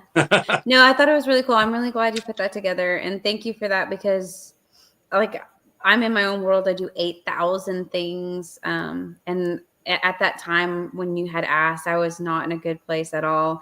I'm not gonna lie, that long of a car ride to get to you guys, I had way too much time to think, and I almost started crying about my cat again. And I was like, I have all this makeup on, I can't cry. Oh my It was god. that I was like, that's too long to sit in your thoughts by yourself. But it was really nice to finally like be in person with the girls and then with you guys. And then I was really happy that you were there. Mike was there. And Kelly had Mike film some of the shenanigans, which was really funny. Yeah. Now when I go on tour with Moonfallen, I'm going to play some cockroach pranks on Kelly. When we did our deal with Doc Rock, Mike Whittington, Abby and I had to find a quiet place at Platinum, and we had just been in like a 2-hour practice, and we did not want to be in our jam room anymore. So we're like, we got to get out of here. And so we tried to find a quiet place, and I forgot how in Platinum, there's always music playing in the background over the intercom. Sure, yeah. So we could not find a place, and we had to go to luckily this door was open. The same place that I think we went. Yeah. The pictures didn't come out, but it was like right off the stage. And so we grabbed 2 chairs and went down there, and there were cockroaches belly up. Like, stop it. They were. Luckily, she was cool. Like, she's really pretty chill. But I mean, we're sitting there, and like there's no airflow. It's pretty bad. And we're doing that interview with Mike, and I'm just looking at the cockroach. I'm like, this is pretty much what it's like. You know, the other thing about Abby is like she's 19 years old. She has a lot of experience like performing and stuff because she's been doing it for a long time. Crazy. But it's like we've only known each other for, I don't know, 6 months, less than 6 months. So what we've seen come together is what's happened. That's great, man. Oh yeah, she's very good, and also we have to be like, I mean, we've known about Awaiting Abigail for about 6 months now, right? And so that's the 6 months y'all have so y'all have done a lot just knowing each other for 6 months. It's crazy. I'm so proud of y'all, man. Well, but I'm not surprised. You know, the music is really good. It's really good. It's almost like Toadies or something. I bet there's a lot of comparisons that people can make, but there's a raw energy there.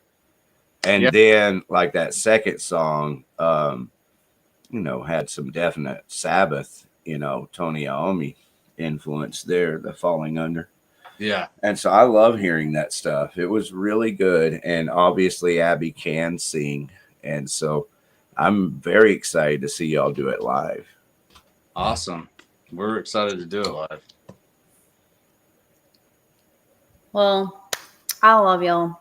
Y'all are amazing. And I appreciate everything that you've done, James, and your crew over at Awaiting Abigail, and just truly being genuine people. I met Mike and Kelly, and they're just amazing and wonderful.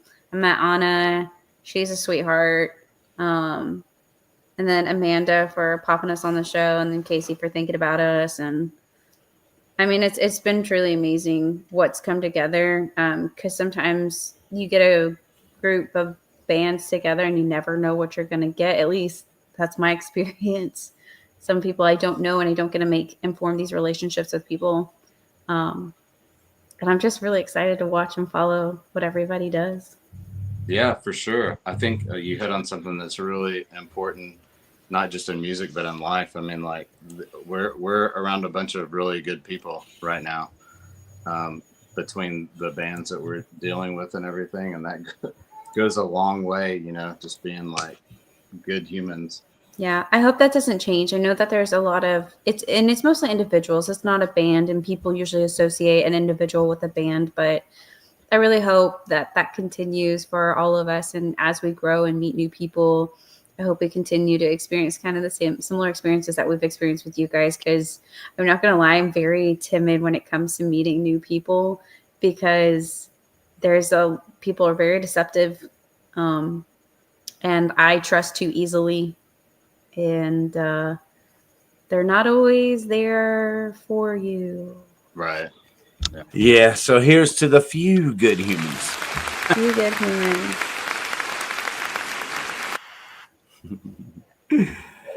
Yeah. Oh, that's over. Hey, but that's all of life, Ariel. You I know, know. Everywhere you are, there's always two sides of everything. But the Yeah. beautiful thing is there are beautiful people. And James, it's an honor to get to know you, man. Thanks for spending some time together with us tonight. Pleasure's mine, man. Glad to be here. Yeah, we're going to see you this weekend and get to know each other a little better. And I know you guys will be doing shows and, share the wealth also, network with these other bands and they'll love you back. Keep this momentum going. For sure. I haven't checked the chats. You want to check the chats? Who's this? Oh, someone just popped on with the horns. Yeah.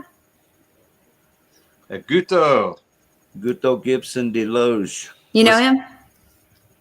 Or her? I can't tell. It's him. Him? Yeah. He's coming The from picture's Facebook. like this big. Yeah. He's an amazing guitar player. It's not the size that matters, Ariel. You know. It's cold.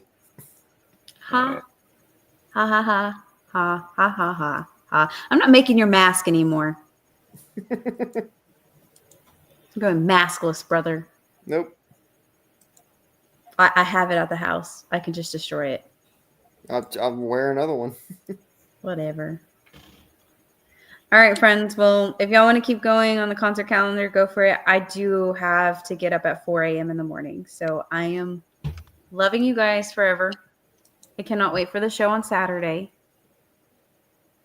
And I love everybody in the chats. You are absolutely amazing. I love you, Ricky. Love you, Brett. Would Love you, Jim. you do me a favor on your way out, please? Just go ahead and tell us all what we should do this evening. This evening and every evening, fans, you should always shut up and finish your whiskey. Good night, Ariel. Love you.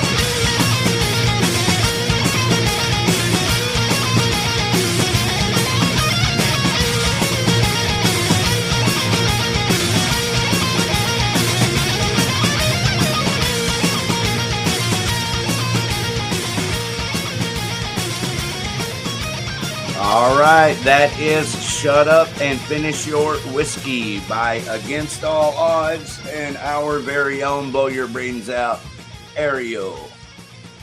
And look who's still with us. Hey, James, how you doing? Thank you for being here. I got a couple of shows I should talk about real quick, I think. Sure, man. Let it rip. Dave mentioned earlier in the Brainiacs monologue, the Heavy Metal Hall of Fame opening up in downtown Arlington, Texas. Have you heard about this? Yeah, I heard a little bit about it, but I don't know many details about it. Well, I'm going to go to their group page on Facebook and share that screen so that we can see it there. All right, there's the event page. So it's a grand opening, Heavy Metal Hall of Fame, downtown Arlington, featuring Rotting Corpse. The address is 120A East Abram Street. So that puts it right on the corner of Mesquite. So kind of east of UTA campus over there. No, yeah, that's correct. Yeah, like one block east. You got it. It's Center Street. That's the best way to think of it, is think of it as Center Street. Yeah. But there for a minute, Center Street breaks up into two lanes or two different it's like a I-35 east and west. Yeah. Where it comes apart, comes back together. There's a split. You nailed it. Okay, so that street's called Mesquite. Cool. So it's right there at Abrams on the corner of Mesquite and Abrams. I have a dumb question, Rick. You all right? Yeah. So Heavy Metal Hall of Fame, is it actually is that just the name of a venue that's new, or is it actually like a museum type thing? James, thank you for being here. I might not have known to say it that way if you wouldn't ask me that. It is a museum. Yeah, it's a museum first. That's what it is. It's a museum. And so you have to schedule. They have a website, or will have. I don't know how it works from there. It's not me. It doesn't have anything to do with me. It's my brother's who it is, if you don't know. I got you. My brother does Elmo Jones Productions and has booked bands forever. Cool. And so he's had this name trademarked for a long time, and it's been his vision. And he had it set up. Some of our listeners might know he had it set up at the old Fantasy Ranch building in Arlington for a minute. And then here, Renee knows. And then he had it set up a little bit, like you could see the old Rascal signs at the Maverick in downtown Arlington. Uh-huh. And Rascals is pretty legendary for heavy metal in Arlington. And, love him or hate him, he's a pretty kick-ass. I mean, he's part of Arlington and Dallas-Fort Worth heavy metal legacy. And so just his private collection alone's enough to start a museum, trust me. Awesome. So I don't know what his plan is, but to put himself out there, right, as a museum. It's a museum, everyone listening. That's what it is, to answer your question, James. But there are going to be live shows there.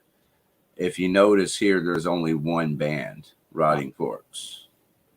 So it's supposed to be, it's being presented, it looks like to me, this is my interpretation, as like a special event. Right. Yeah, what you're really doing is you're going there to see the museum, and while you're there, Rotting Corpse is gonna generously melt our faces. Killer, man. So if all goes well, but he's, the idea of anyone doing a museum would be to have a nonprofit status. So I guess he's applying for that, and you have to have a physical address for that or something. And then from there, you can get grants. Theoretically, you don't know if you can, but there are grants like the Rock and Roll Hall of Fame, for example. That's how he put it to me. Yeah. Was that the Rock and Roll Hall of Fame gets $3 million a year or something in just a straight federal grant.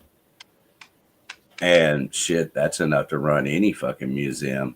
Oh, Even yeah. if you can get a small chunk of it, you can run a kick-ass heavy metal museum if you lived and breathed and shit heavy metal. Oh yeah, for sure. And had a little motivation. So hopefully all of that's coming together and will actually happen. You know, I don't care who it is. You know, there's a lot of different types of people in the world, and I want the best for everyone always. And I want the best for, you know, Silly Goose, for example, a new promotion company in town that's kicking ass. I want the best for them. I want the best for Torch. I want the best for Third String. In the tea room in downtown Deep Ellum. I want the best for Awaiting Abigail hitting the scene hard. Yeah, man. And I want the best for this heavy metal Hall of Fame. You know, I hope that it kicks ass because I am confident that he'll honor Dimebag Daryl Abbott. Hell yeah. Pantera, Black Sabbath, you know, Motorhead, Judas Priest, all the real heavy metal bands that we all honor as heavy metal bands. And, you know, I think he has an idea. He's been booking bands his whole life.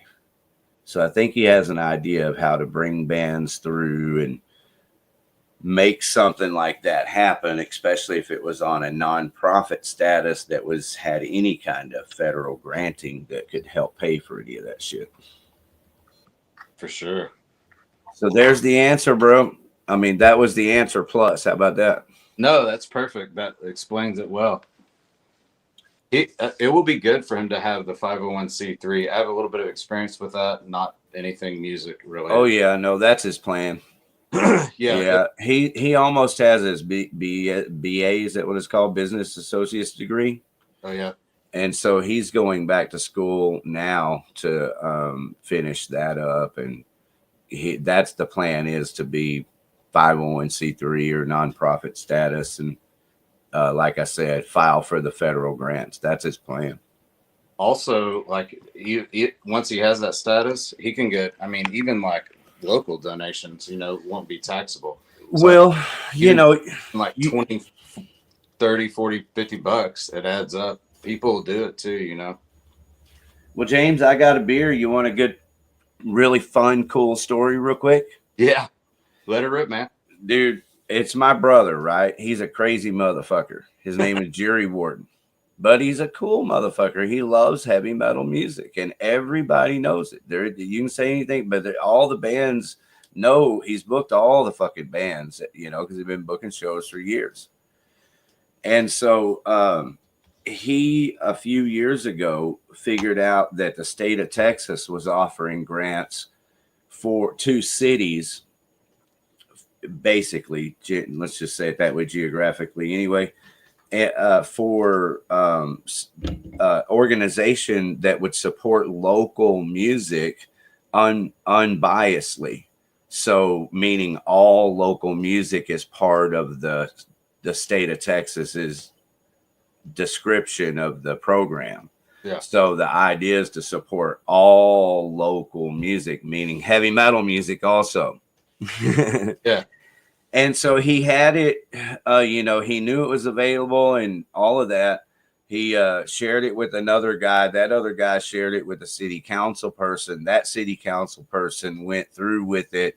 And the people that, because a nonprofit status has to hold the grant status, the Levitt Pavilion ended up with this once in a lifetime support local music nonprofit status.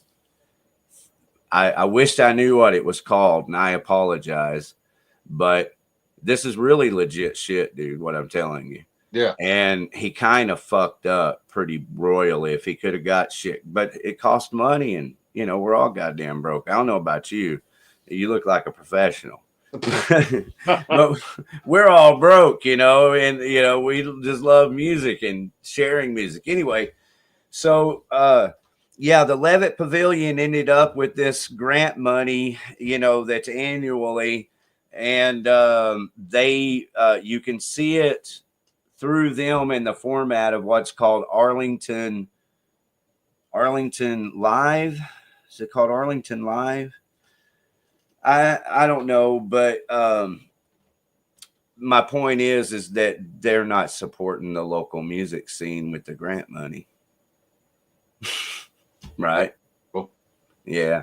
I mean, I don't think they are. If I'm wrong, somebody come on and correct me. But I don't see that they are. And so that's just kind of weird how it all happens, you know, kind of let things slip from your grip, because he knew about it and he had told me about it. And I saw it all kind of go down. And not only that, I talked to the lady from the Levitt Pavilion, you know, the actual, what's her position? Yeah, I forget, but she's the lady that runs Levitt Pavilion. You can go meet her. You can go talk to her. They have, as part of the conditions of the grants and the, you know, holding it, keeping the grant status, they have to hold meetings that are public. So you can go talk to her and say, hey, heavy metal, bitch. Yeah. Yeah. Need to get a bunch of people to go do that. Heavy metal. Here, here. Say it again. That's right. Can I hear you say it a little louder? Yeah. Take a bus full of people over there and raise some hell. Yeah, man. Yeah, because, you know, heavy metal music is as important to me as some of my favorite R&B music. You know, I love some Tone Loc. You know, I love a lot of different styles of music, right? But heavy metal is just as or more important to me than any of those. So anyway, it just should be recognized, especially if it's a state grant and the grant actually specifies all forms of music. You know, it's not limited. So yeah, I like the busload idea. I hadn't thought of that yet. Yeah. Go put on a little concert outside our office. Make some racket. Pull up in a U-Haul truck with a power source. Yeah. Drop the door. A couple generators, man. Yeah. I've seen a couple of people do that. I think that's a pretty genius idea in, you know, today's market where you can't really get signed. Yeah. Right. It's all DIY. Yeah. You know, unless you become the next Nickelback, you know, if you're touted as the next thing and you end up on all the TV shows the next day and, you know, you're everywhere all of a sudden and you break, well, then maybe, but then you cross those roads, you know, you're at the crossroads at that point. Well, and also how long is that your soul, James? What's that? Is that your soul? Is that my soul? I said, then you're at the crossroads, is what I said. Oh, yeah. When you get to the next status of being on all the television shows and, you know, cram down everybody's throat. Yeah. And if you have something you can break, and if you don't, you won't, nobody hear from you again. Right. But if you do break, that is at least at that point where you have the crossroads, where you have the crossroads moment. Yeah. You're standing on the edge. Yeah, you gotta sell your soul to the devil. Something, you know. You're gonna keep your mouth shut, boy, and do what we tell you. Yeah. You know. Take these drugs. Shut up. I mean, that's what I've heard all the rock stars say. It, you know, went that way till they finally learned their lesson and maybe hired an attorney or something, right? Oh yeah. They all make tons of mistakes and lose money and everything. It's like you said, seems to be, I wouldn't know, but seems to be that it's easy to go take the wrong way at the fork in the road. Right. Okay, so this James is the only other show that I really need to talk about. And since you're here, I'll ask you just for fun. And Silly Goose might have a February 8th show. I don't know when her February show is with Perico. But either way, this is my date and I'm not changing it. And I have the badass Last of the Sane on there. And I have Here for Now on there. And then this other band is called Heart Check. Nice. I've been looking at Here for Now. I like their stuff, man. Yeah, you want to hear some? Yeah, let's do it. And then what about Last of the Sane? Do you like all forms of music when they're done right? Oh yeah, of course. Okay. So let me introduce you to Last of the Sane, then we'll get to Here for Now. You want to do that? Yeah, that sounds good, man. You're badass, bro. I knew you were already. All right. I'll be getting another beer in a sec, but basically this Last of the Sane is hardcore. It's like post-hardcore, but they do it right, man. It's really done right. So live, it's going to be sick, right? Yeah. So it's called Glass Case.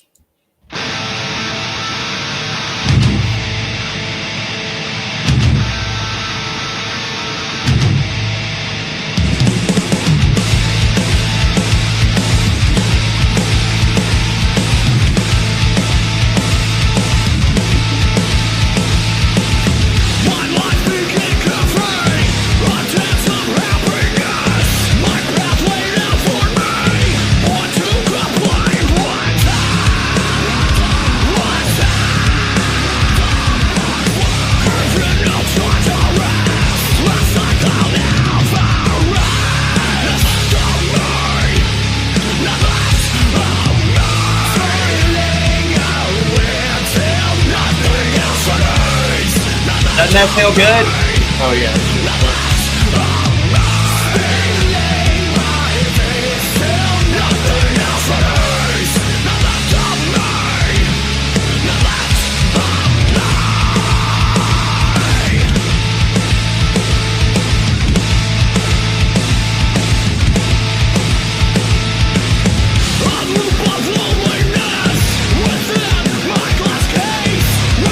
From what has been, the color trace out.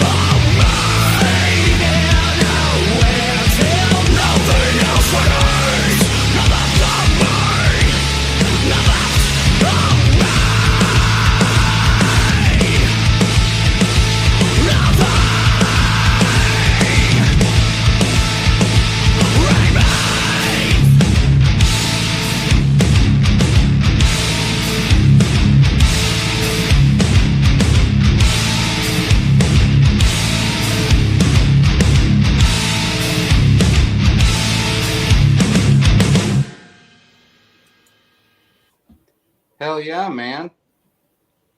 They did it right, didn't they? Yeah, dude. That's got some Phil vibes to it on the harsh vocals. Yeah. Got some Phil vibes, and then the clean parts almost like some Faith No More, Mike Patton type. The way he drops off in that harmony, yeah. Yeah, Or that's that melody, I guess, not the harmony. That's yeah. good, dude. That sound good. Yeah.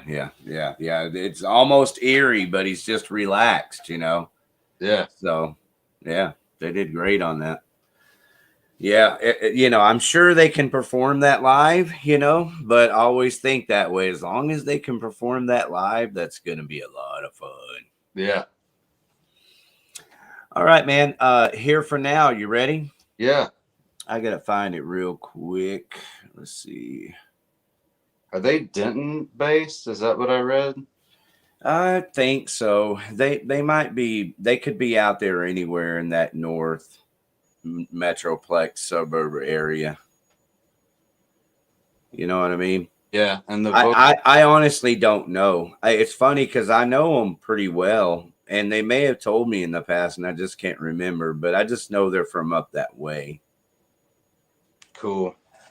But they're really good people, and like I enjoy their music. I don't know. I could be biased, and I just can't. You know, I'm blind to my own biasness. I don't know, but I really thoroughly enjoy listening to their songs. Yeah. And I enjoy watching them live, even though they're not as heavy as Awaiting Abigail, right? They're not as heavy as, I mean, but they have their own things. She's a good songwriter. Like every other band, she's been challenged with a full-time guitar player, and that's one of the worst things to be challenged with, right? Yeah. I mean, if I write songs on my guitar. Yeah. So anyway, I think they'll figure it out. This song is called Forward.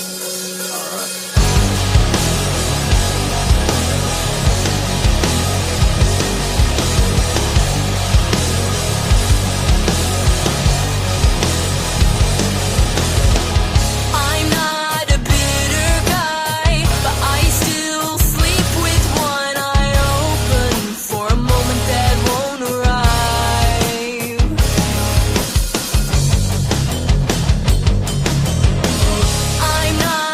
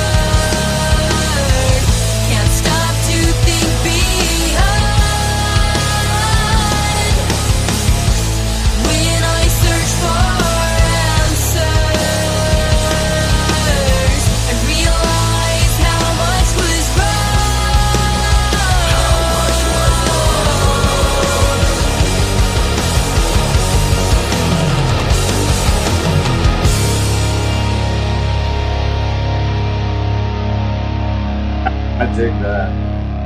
I knew you would. I dig that, and I think it's cool too that on that show that there's that variety. Although I don't, we would go really good with them. I'd love to play a show with them eventually. But I think it's cool to have that variety too. Like when people get like stuck into this thing where they feel like the whole show has to be one specific neat niche genre that's just like, no, man, people like it's better to kind of, within reason, I think, mix crowds and people get turned on to something. That's the kind of stuff that I feel like we have a little more of that ability because we showcase so much different talent that we can get away with mixing it up a little better. Yeah. Whereas most people are just, it happens naturally that all the hardcore bands or all the punk bands play together because they run around in each other's circles and things, Yeah.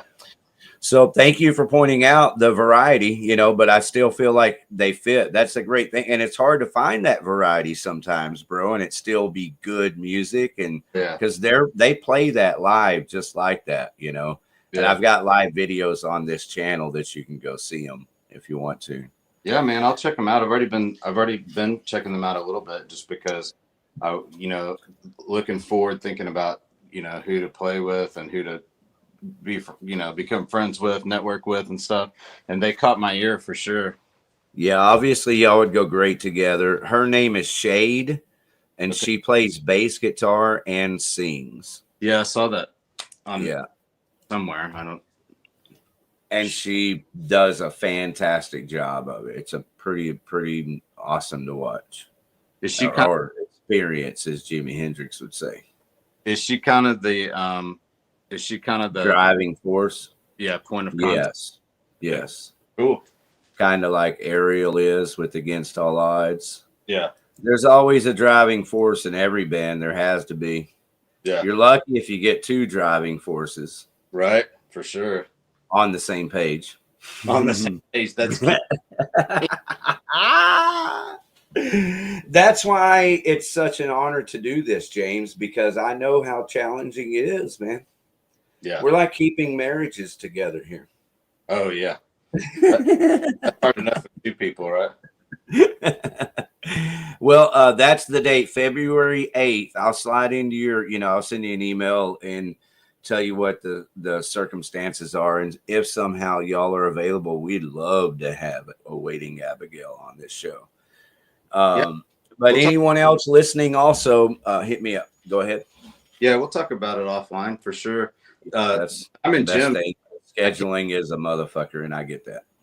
I can't wait to go back to Diamond Gyms, man. We used to play that place back in the 90s, Texas Billiards. Mm-hmm. Yeah. Well, I hate to do this to you while you're here, but one of my biggest supporters in the entire universe is Renee over at Hedonistic Punk Vatos. So if you just can't get out to the Sexy Lady show this Saturday, if you're in Arlington, a great place to be is at Growl Records. Division Brewery there. Growl Records and Division Brewery pizza and hamburgers next door. Have you been down to this place? No, I haven't been there. It's kind of funny. I hate to say that Awaiting Abigail is bigger than this. I do. I hate saying that, but this might be, the time that you just say what needs to be said. Awaiting Abigail might be a little, I don't know. The Growl, there's no stage and it's just an empty building. There is air conditioning and the PA is good enough, but it's more the scene. It's right there in downtown Arlington. And it's right across from Division Brewery. There's just an alleyway that separates it. So the guy that owns Division Brewery also owns Growl Records. And so they've also opened up the restaurant next door that's a pizza place and a hamburger place. Oh, nice. Dude, the guy that runs it all, his name is Wade. And he's one of the coolest rock and roll motherfuckers you'll ever meet in your entire life. So anyway... What is he has did you say the brewery also? Yeah, Division Brewery. If you like craft beer,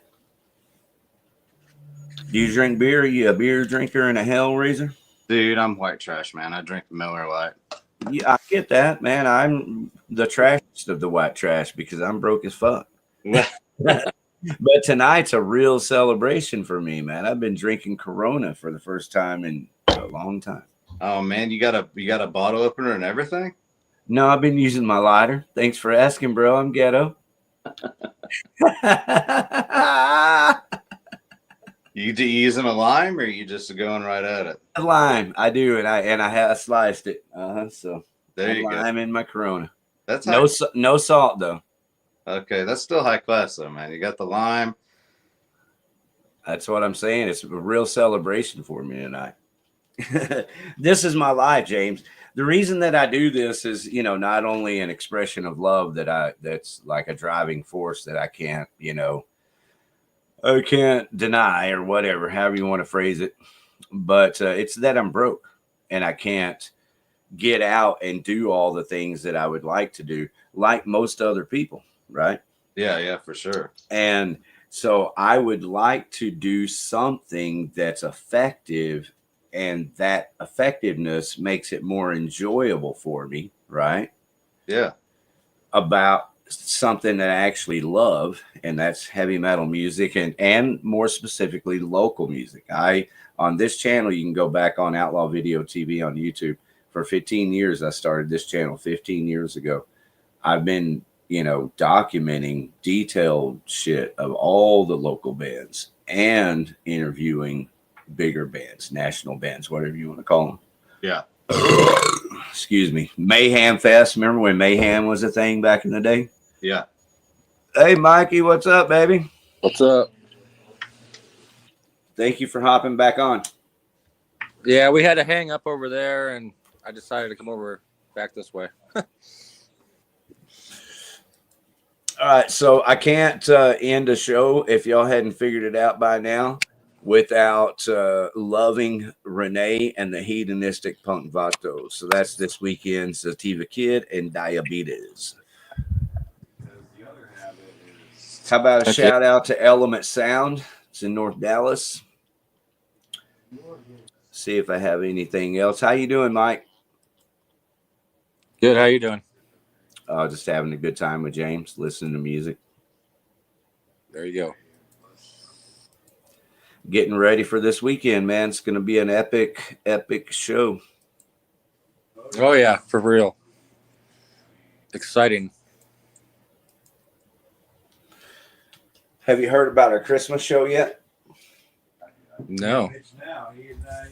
Yeah, Christmas Eve day, we're going to be playing music all night.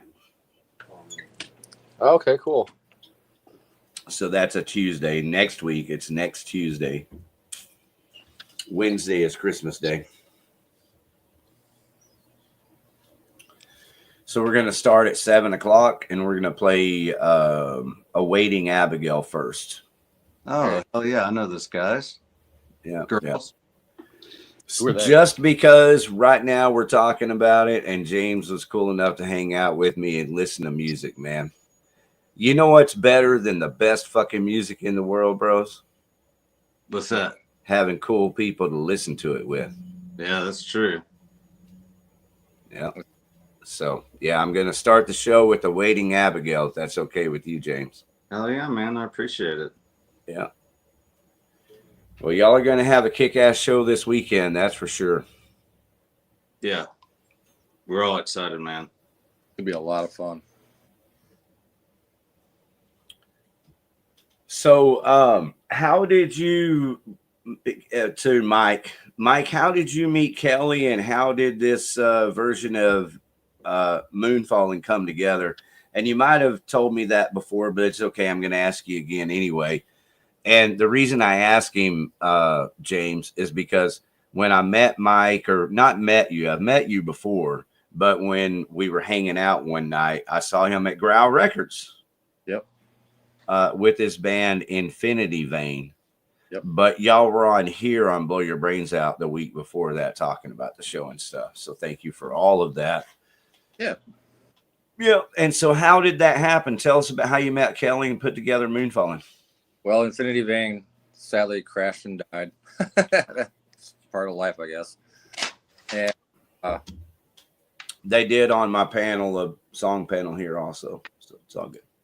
So we decided to, I decided to start doing some like solo stuff and whatnot. And a friend of mine from the UK had reached out to me saying, hey, don't be so down and depressed. Your band fell apart. Let's start something ourselves. All right, cool.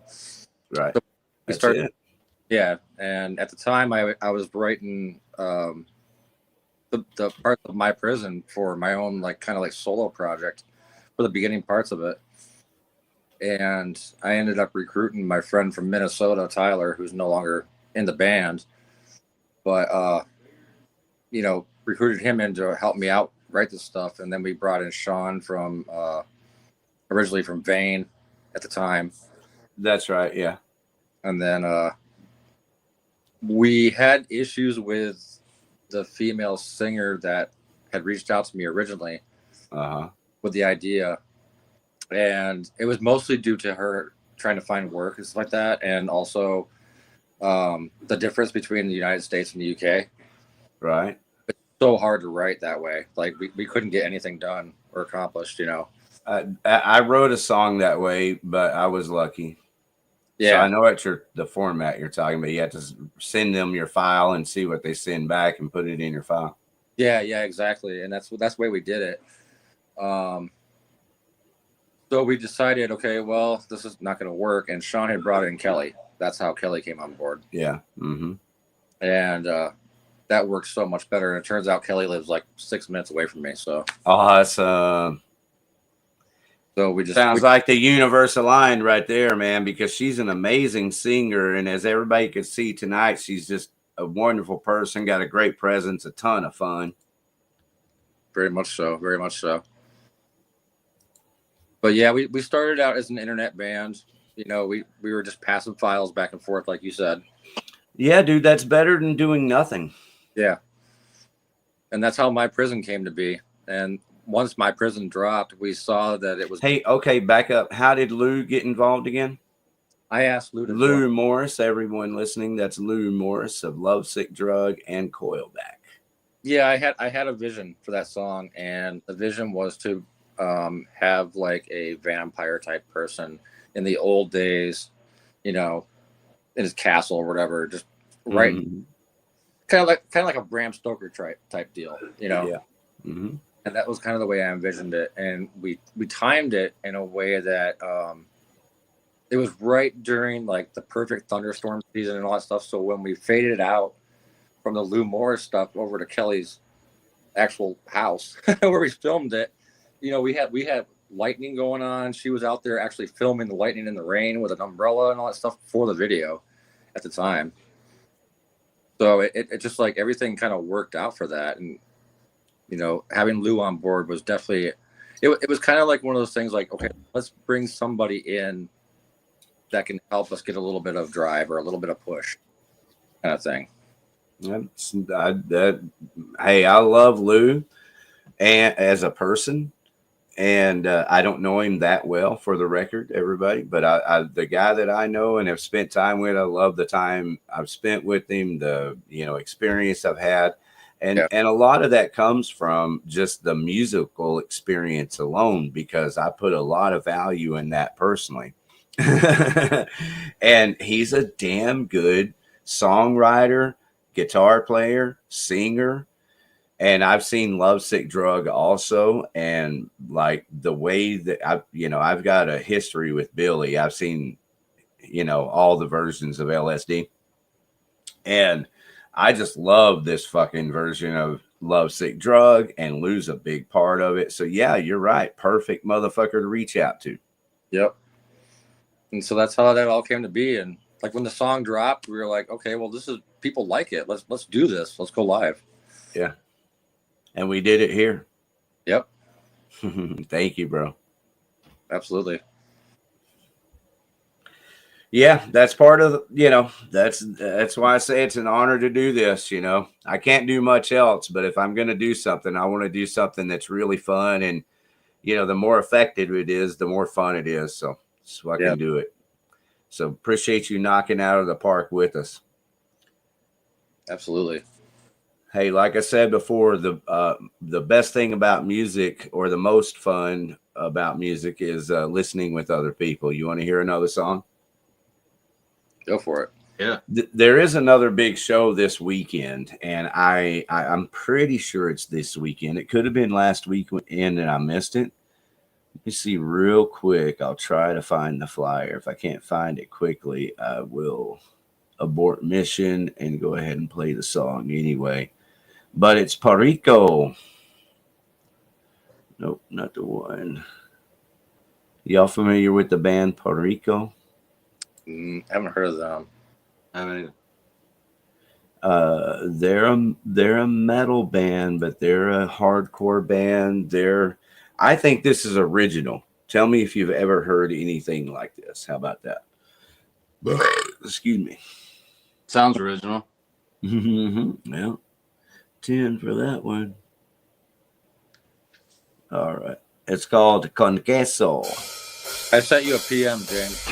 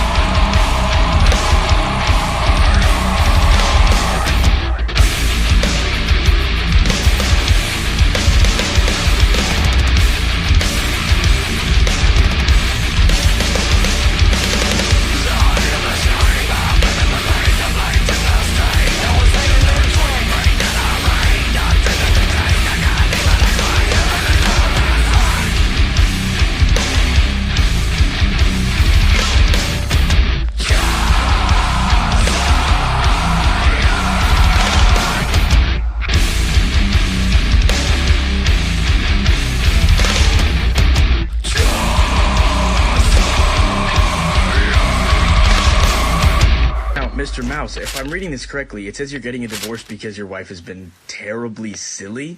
No, Your Honor. It's because she's been fucking goofy.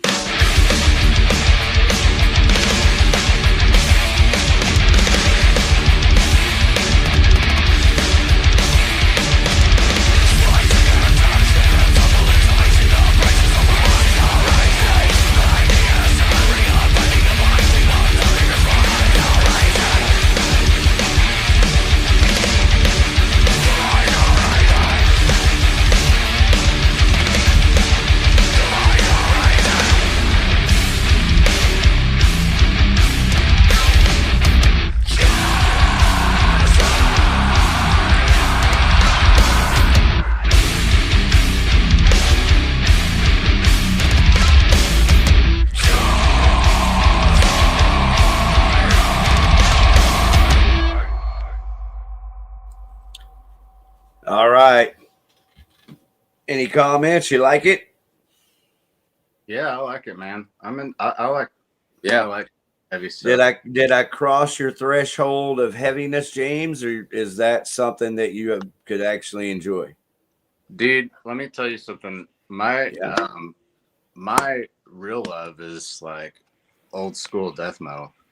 Okay, yeah. What got me back into like this year, I've seen Obituary twice, and what got me back into playing guitar again, because when I got out of it in the late 90s, man, I mean, I went and sold all my shit. I took my shit to Guitar Center, and I was a music major at TCU playing the trumpet, and I had to step away from it because it was time to. I was almost a senior in college, and I had to step away from it because it's time to cut my hair and I feel you, bro. You got married and had a baby at home, right? Well, I did that, and then I just had to. So I feel you. Yeah, man. That's why I love you being here tonight, man. I love being just a little tiny part of your life that might be encouraging to the rest of me and you and the rest of the world. Well, what got me back into it was to 2023. I went to the Death to All reunion. What was it? It's the 30 years of 30th anniversary of, it was after Human. What was right after Human? Individual Thought Patterns. Okay, thank you.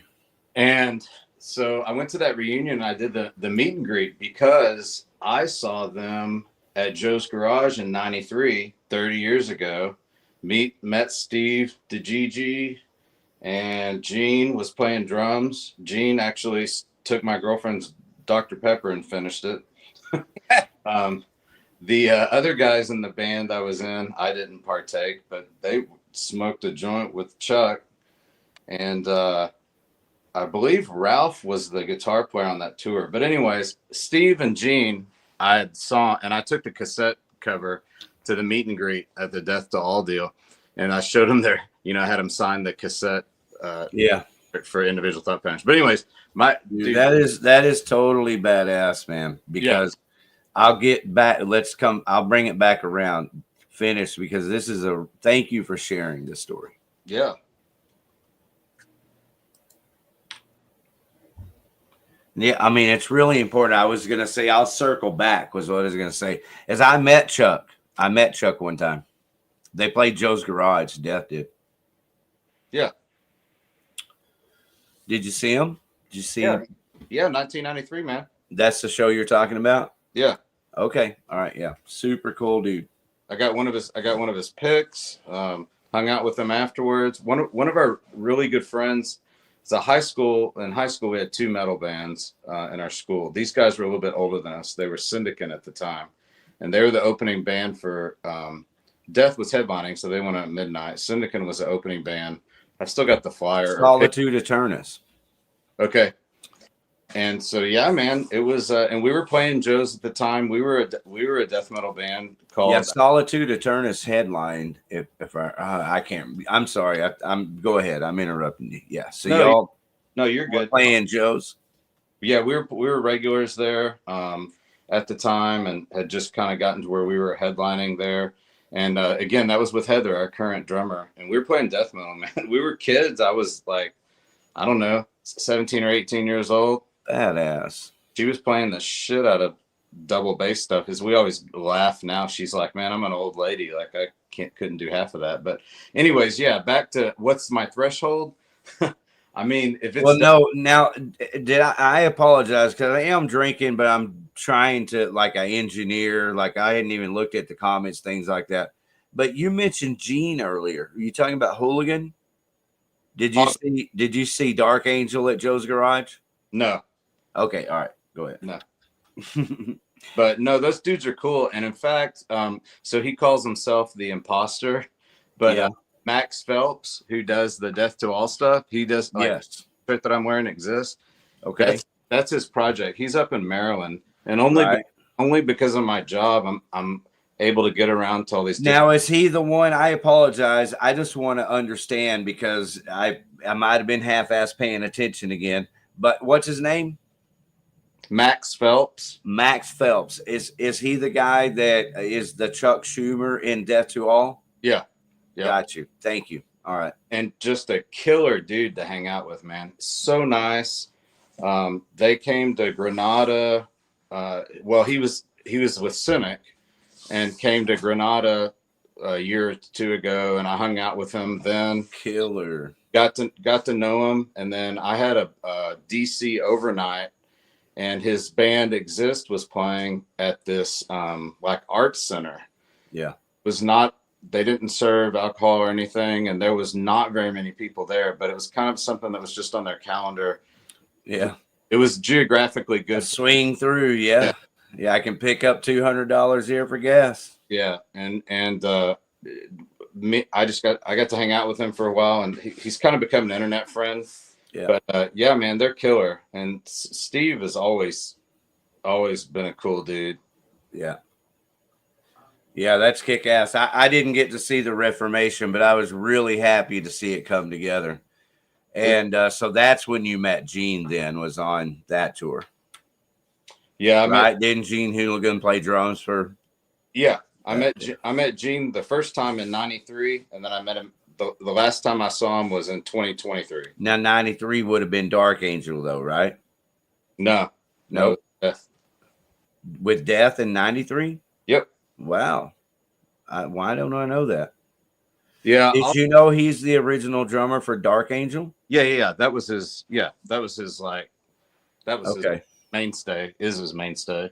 Right. Okay. Just double checking. All right. I didn't know he went back that far with Death. Yeah. Individual Thought Patterns was where he popped in. Okay. So it was right after he had gotten. Well, welcome to Death for Dummies, everyone. If you want the basics, you're in the right spot. I don't know it all, but no, we can't all know it all, and I'm at least willing to admit what I don't know. You know, there's a lot of gaps in my music experiences. Hey, there's a lot to be said for that, right? Mm-hmm. But I can bend your ear all night with what I have experienced. Yeah. I've lived multiple lives, you know, and you can hear it in all of my music experiences. I was at the first Texas Jam. That's awesome. Yeah, I saw Eddie Van Halen in 1978, dude. Holy shit. Goddamn right. That is holy shit. Holy Godzilla. That's what I've been saying around my grandson instead of goddamn. I've been retraining my speech. Godzilla. Yeah, man. I was 12 years old. I was born in 65, so I was a little kid. And I hitchhiked over there, man, and saw Eddie Van Halen, Aerosmith, Ted Nugent, Heart, Journey, all that. So, yeah, and I have the fortunate experience of, you know, knowing Daryl Abbott and having seen hundreds of Pantera shows, you know, up to Cowboys from Hell and Vulgar Display of Power. Yeah. So that, you know, if my favorite guitarist is Eddie Van Halen, no Randy Rhoads, no wait, Eddie Van Halen, nope, Dime, you know, they're all right there. And so is Tony Iommi, and there are others, right? But I wouldn't trade my life and experiences that I had with Dime, Daryl Abbott, with any of those other guitarists, growing up with them and knowing them. It's pretty badass. Is really fortunate being from Arlington, Texas, and growing up with heavy fucking metal Pantera and Rigor Mortis. Hell yeah. Did you get to see Rigor Mortis back in the day? Yeah. Are you a Mike Scasha fan? I am. Yeah. I love his guitar playing, man. Yep, it's good stuff. Do you listen to the Ministry records or anything? Oh, man, I haven't in a while, but I dig it for sure. Yeah. Mike Scasha, as most people know. Hey, Mike Woolsey, are you a fan of Rigor Mortis? Did you ever get to see him or anything? I didn't learn about them until I moved to Dallas. Yeah, dude. They were the first heavy metal band to get signed to a major label out of this area. They signed to Capitol Records. It was really weird because we're sitting around the living room, you know, after a lot of hard work, you know, but either way, we're sitting around the living room, you know, getting high together one day, and the next day they're getting signed to Capitol Records.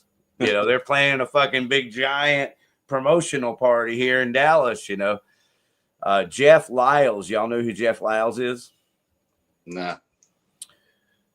He used to book all the bands at Trees for years, and he's over at the Kessler now. So if you're ever over at the Kessler or hear about it in Oak Cliff, that's Jeff Lyles' doings. But he was at the Longhorn Ballroom at the time booking shows when Megadeth was coming through, I think, on their first record, you know, the Boots record. It wasn't Peace Sells. But anyway, they went up there and we're looking for the promoter, you know, to tell them, hey, y'all need to put us on this show with Megadeth. And it worked because it was Jeff Lyles, and Jeff Lyles put them on the bill, you know, and became their manager and got them signed to Capitol Records. Very cool. Yeah. And they're called Rigor Mortis, and Mike Scotch is the lead guitarist. And he's known for being super fast. He's kind of really what puts the staple on Texas speed metal, if you will, because of his really fast picking. Yeah. But like Leonard Skinner was one of his favorite bands, you know, like most of us, I think. And so you hear all of that, you know, you hear all of that influence in his playing if you're listening. It sounds like it's like around the time that I was growing up in New York State, honestly. Yeah. Because like back where I grew up, it was the Triple Cities area, Johnson City, Binghamton, and Endicott area. Yeah. Did you see some bands get signed? Oh yeah, Cinderella. Oh, okay. Yeah, so I know Fred Curry, so mm-hmm. He went to JC High School. The whole Cinderella saga like kind of unfolded in that whole area. Cool. Hey man, I love some Cinderella. You know, it's not my very, very favorite. They're not on the level of Queen or Van Halen, right? But they're really up there. I mean, especially when I'm listening to it. That's how it works, right? It's your favorite band when you're listening to it. Yeah, this is my song. They had 2 good albums. I think after like Long Cold Winter. Well, Tom Kiefer is also a one of a kind. Oh, yeah. Even Steven Tyler couldn't get all of that together.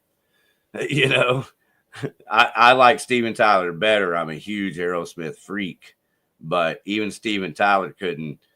I mean, Tom Kiefer is doing something that I've never heard anyone do. Nazareth, you know, it wasn't even close, you know, and I love Nazareth. So Tom Kiefer's the one. Like Sebastian Bach came really, really, really super close, but he didn't quite hit it, I don't think. Total different style. Yeah. It's that graveliness of Tom Kiefer's voice and the perfect tone pitch at the same time. That shit's impossible. Nobody does that. Nope. I'm not a vocalist at all, but I remember being a teenager and singing along to those songs and trying to do that type of voice. Right? No foul. You know, it's hard to do that shit like that, you know. It's easy. If you ask me, it's easy to sing melodies. I think everybody can sing melodies if they just practice. What's hard is practicing, right? You with me? Yeah, exactly. It's really weird because like Tom Kiefer came out of Philadelphia, and that is not like grassroots down south kind of stuff. Right. It's not. So where he got that is beyond me. Yeah. We're in New York, Mike. I'm trying to calibrate to. For you, it's BGM. BGM. Haven't been there. No. What's the next nearest city? Buffalo. Okay. Is it considered Western New York? It's on the border of Pennsylvania and New York. So like kind of by Syracuse, or not south of Syracuse and Scranton, kind of between that area. I got you. Yeah. Cool. How'd you get down here? Man, my parents actually divorced, and I followed my mom out to Colorado. Well, actually, we moved all out to Colorado, and then my parents divorced, and then my dad went back to Pittsburgh, Pennsylvania, and that's kind of like how we came all the way around to Texas. Wow. Was he military? No. He was IBM. Okay. Well, I'm glad it brought you here, man. The universe aligns in different ways, you know. Oh yeah. I'm Texas, you know, born, bred, Arlington, Texas specifically, you know. Born there, school, everything. And you know, there's not many of us left. But that's okay, man. That's what I'm saying. The universe aligns in different ways, and I'm so glad you're here, bro. Thank you. Thank you. Rick, I'm River Oaks trash. Yeah, which is North Fort Worth, but not kind Riverside. No, more like off 199, but right next to Lake Worth. Okay. You know where the old Carswell? Yeah, no, that's what I was just fixed to say as a geographical reference point. Like, I know where Lake Worth is. Yeah, it's just and right. I know where Carswell is. I've been in sales all my life. Yeah. I know every fucking street in the entire Metroplex. I know the alley. I know the parking lots. I know everything. Yeah. So yeah, you're right over there. I've got a friends around Carswell. Oh, dude, did y'all see drones out tonight? I saw it the other night. I wasn't gonna say anything. I swear I wasn't. I told myself before I fucking started this, I say I'm not gonna say anything. But we're out here talking, tonight and having a good time. So god damn it, I'm in Alvarado, just like to my west is Cleburne. And there's a whole fucking line of them, dude. I couldn't count them because they kind of disappeared from my view, So, but I could see and count up to 20 or 15. 12 or 15, and they're fucking right there. And it's not the first time I've seen them. Okay. I actually have videos from 3 or 4 years ago on somewhere going, and they were, because I've seen them out in Mansfield and Venus multiple times. All right. Have y'all seen them? Yeah, I saw one the other night, and like when I saw it, I was like, I went and got my brother. I was like, dude, a freaking drone! Like it's like the big thing happening now with the lights, with the 6 lights on it. Yes, and so I went out there being the metalhead pain in the ass that I am, and I flicked it off. Damn right. Why not? Yeah. Suck it. Whoever you are, whatever it is. Yeah, I flicked it off. Put my fucking middle finger. Did it laser beam your penis? No. Did you get probed? Whole thing turned and it looked at like an eyeball looking at you with a white light, and it said "fuck you" back. I was like, all right. yeah. Love it. Fuck you too, bitches. Yeah, because that it's saying fuck you. There's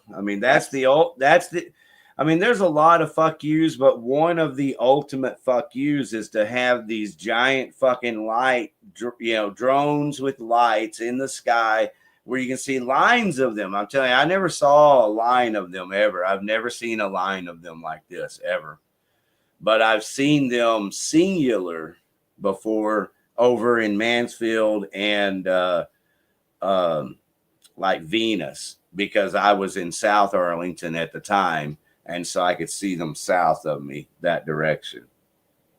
But anyway, I don't know what the fuck they're doing. If you guys got any idea, let me know. It's just crazy that there's this big trendy fad that drones showed up over New Jersey, and now they're fucking over Cleburne. Well, did you see James's post recently? No, I don't think so. Okay, so being that he's an airline pilot, he has the stop it. All right, bring it on. He has the whole map of everything that's going on, around his area, like the nav map. And it's quite possible that it could be something that's like scoping for, what was it, electricity or something like that, James, right? Yeah. Well, I don't know, man. Like, he has a license and stuff, so I don't know if it's stuff you want to talk about. And I don't care about talking about conspiracy shit either. So, well, I'll tell you what I do know. Like, I don't have any privileged information that I can't talk about or anything. But I mean, the drone thing in general is a problem because basically, in a neighborhood of 100 people, probably like at least 5 people, there's a drone nerd there, which they're cool. I don't have one. I have a hobby that's similar to that, but Yep, I'm not talking about drone nerds tonight, though. I know I saw my first drone nerd maybe 10 years ago or so, and it maybe not have been a drone nerd. It could have been something else, but it's just in the area where I was at the time. I saw it go up, and I looked up, and maybe it was more like 8 years ago or something, and then I've seen them since. But they're usually smaller drones with the green light on them. And then I know the difference, like the police drones, they use the one that are on the legs, the 4 legs with the arm that braces it and a big camera, and it goes up. And I know what they look like. I've seen them multiple times. I've seen them go up. Like I go to all the local festivals and things and stuff. And so they send the drones up to be able to observe everything so you can see them. They have a port over there where the drones go up and land and they operate them. But what I'm seeing tonight is not that. And I'm about to upload a video while we're talking so I can show you what I'm talking about. I saw a fucking line of drones. I've never seen a line of those. They had 6 lights each, and there was a line of them that looked like it was in some kind of symmetrical line pattern. I personally think that it's not anything that's like foreign. I don't think it's anything war related. I don't think anything like that. What I do think is that it could possibly be military operation is what I think. Yeah, for sure. That's what I think. And well, it would have to be. That's the most obvious. It would have to be, because if it weren't military operation, they'd already blown the shit out of the sky. Or, military approved operation, right? Or military, even if it were a county thing. Maybe the county maybe the newest technology was just recent released, and each county was getting a grant from the federal government with these new drones. Each county's testing their new drones. But either way, they'd have to have a permission from the FDA, not FDA. What is it? What's the flight? FAA. Yeah, the FAA and the military.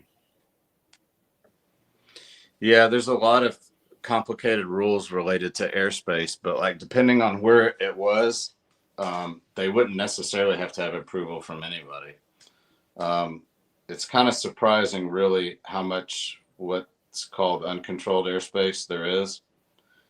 And in a lot of places, especially you're talking Cleburne, Venus, places like that, that's all uncontrolled airspace, like below 1,000 feet.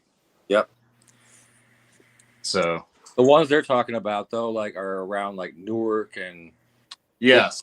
So those are yeah, they're in the runway. They're in the runway areas, landing paths. So it's dangerous. Yeah, those I would think. Some of the videos that I've seen. I mean, if it has nav lights on it, like Rick, you're familiar with boats, right? You got the red and the green light on the boats. Yeah. Yeah. I don't know what they mean exactly, but yeah, sure.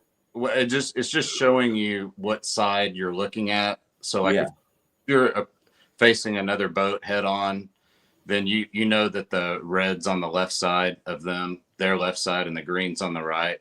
Gotcha. It's backwards. It seems like red should be right, but red is left. But anyways, anything that's flying by any type of flight rules is going to have nav lights on it. If it's a drone that's over, I don't know, that's bigger than those little deals that you're talking about that the police use. Yeah, it's got 6 lights on it. If you have seen the videos, there's been I called it trendy earlier because I like to have fun with things. But if you've seen the videos over New Jersey. Oh, yeah. Okay, there's 6 lights on them. That's why people are freaking out. They're not just the police drones. They're not drones they've ever seen before. There's a new drone in the sky, and it's got 6 lights on it, and you can see it. It's probably up, it's, I don't know. I hate to estimate it, but it's up high enough. And I'll show you. I'm uploading the videos now, so I'm going to bring it up here if y'all don't mind. I don't mind. I just saw them tonight. And it's the first time I've seen this drone that close. I feel like I've seen this drone further away before, but it's the first time I've seen it this close. And it is absolutely the first time that I've seen a dozen of them in a row like that, and then them be in a line. So just them being in a line tells me that, you know, if there's some kind of test going on, that's how you would do the test so that the airspace stays safer and things like that, right? Yeah, I think so. All right, but anyway, just wait till I show you. I'm going to go pull it up right now. I know one of them's uploaded at least. I'm uploading them from my phone. What's that? I say military 100%. Well, let me fill you in on just a couple of things that I do know. Is that growing up in Arlington, Bell Helicopter has a experimental laboratory in South Arlington next to the community airport. And we watched them build the Osprey there. So nice. The Osprey's been out 15 years or something now. Well, that means 25 and 30 years ago, we used to watch it lift up off of the ground and then take off. And it was like, what the fuck? You know, I mean, it was totally a what the fuck moment. You know, what's going on with that? Because it was totally secret and nobody knew about it, but they built it right here. You want to hear a funny story about that, Rick? Sure, why not? So those crashed a lot when they were new. Yeah. Hey, I'll tell you, because I'll circle back, bro, because it's funny how life works, right? But I got stories too, so I know. Yeah, they did crash a lot. They had to do a lot of work, and we saw it all happen. They crashed a whole lot, and I can't remember the name of the movie, but there's a movie. It's not Men in Black, but it's something like it. And they have it's a fictional movie, but they have like an Osprey type thing in there. And the company is getting sued or something. They said, well, you'll stand behind your product, but you won't stand under it or something. But yeah. My point of the story is they moved all of that shit out to Amarillo. We fly into Amarillo every once in a while, and there's a huge Bell deal out there, but that's where all the Osprey were. Yeah, they moved that. They're like, we got to move this away from the city. Yeah. Well, that's not the only way, because the way my story circles back. You got something, Mike? You want to interject? Oh, no. Go ahead. Is that I'm a house painter, James. Yeah. And so a guy hired me to paint his house inside and out, completely, the whole thing. And it's a big house over in Fannin Farms in South Arlington.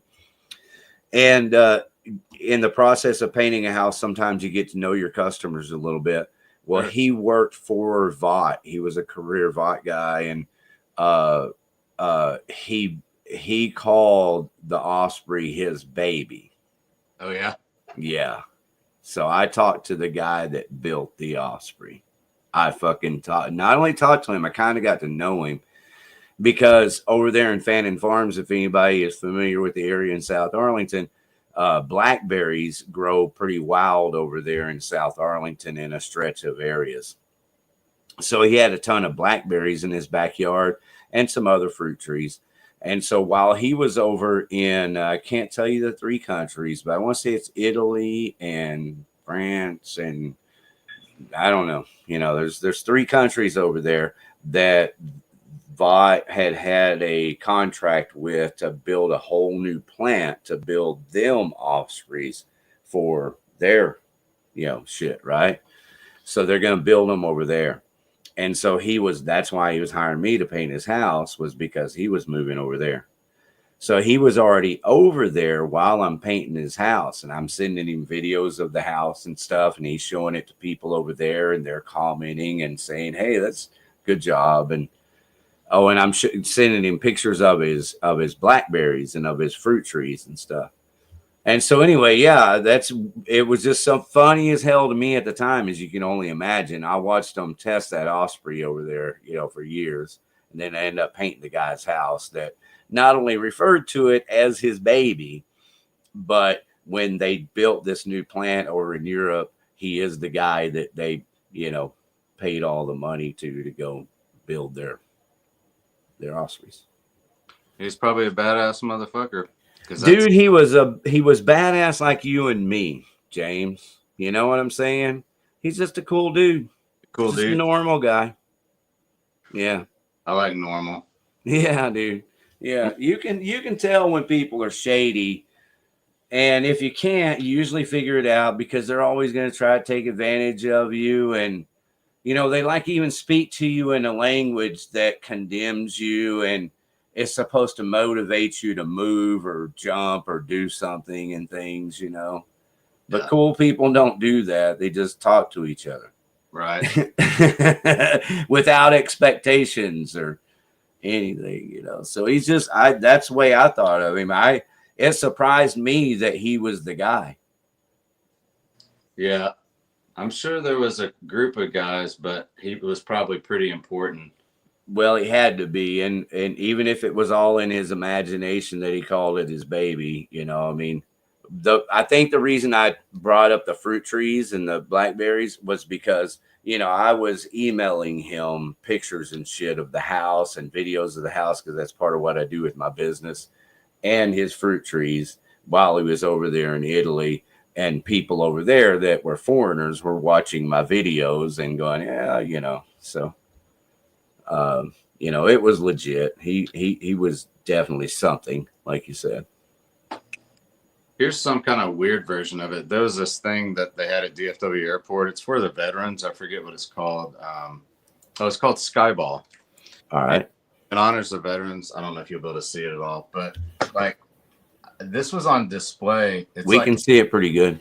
It's like some kind of like stealth version of the Osprey. See how like it has all the curves and yeah. I don't know, Mike, you're a Hilo guy, but like that's not what the normal Osprey looks like. Yeah. You know? But it says Bell, Lockheed. Yeah, that's who he worked for was Lockheed, not Vought, I don't guess. So yeah, he's a Lockheed guy. I think it was Vought out there. It was Convair for a while. Then I can't, you know, I don't really claim to know. They can't. Convair. But I am ready. I have this video, like I said, uploaded, and if you guys are ready to see this, it's pretty weird. Yeah, let's see it.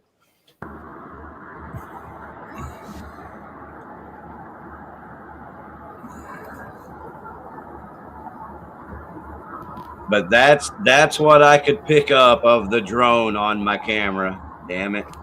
But I'll show you the line of them. There's one of them. Now watch. Oh, wait, a car started coming, damn it. But it's okay because... Sorry, a car started coming, so I actually started that video over. But it's okay because I already uploaded this one. Multiple of these in the sky right now over Cleveland, Texas. There's one of them. There's two more very clearly visible.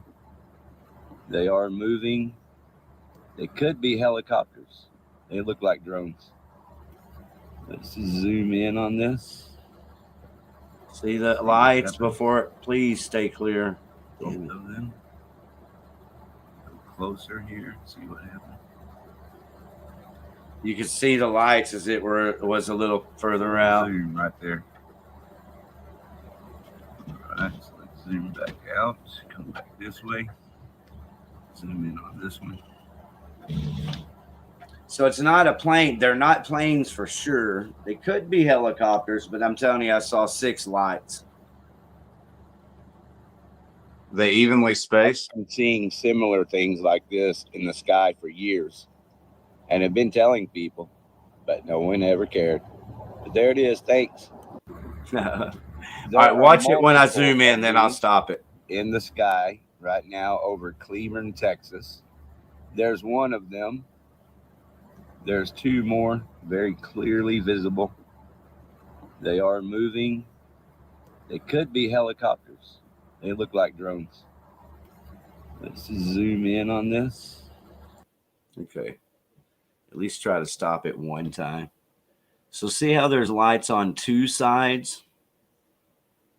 Can you see a division where there's 2 sides there?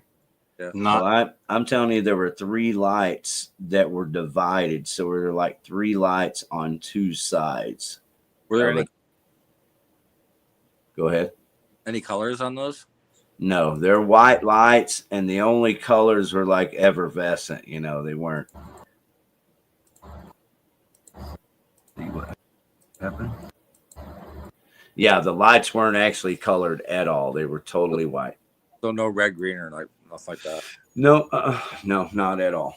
Just white lights, and there's 6 of them. There's 3 on each side, and there's not a big division, but I could see a division with my eye. So I'm not freaked out about it, and don't worry about it. I ain't trying to freak nobody out, but I did see, and you saw 3 of them there pretty clearly. James, did it look like it was an airplane? Well, here's what I would say about that. I don't know for sure from the video what it is at all, but did you say absolutely? Did you say Cleburne? Yes.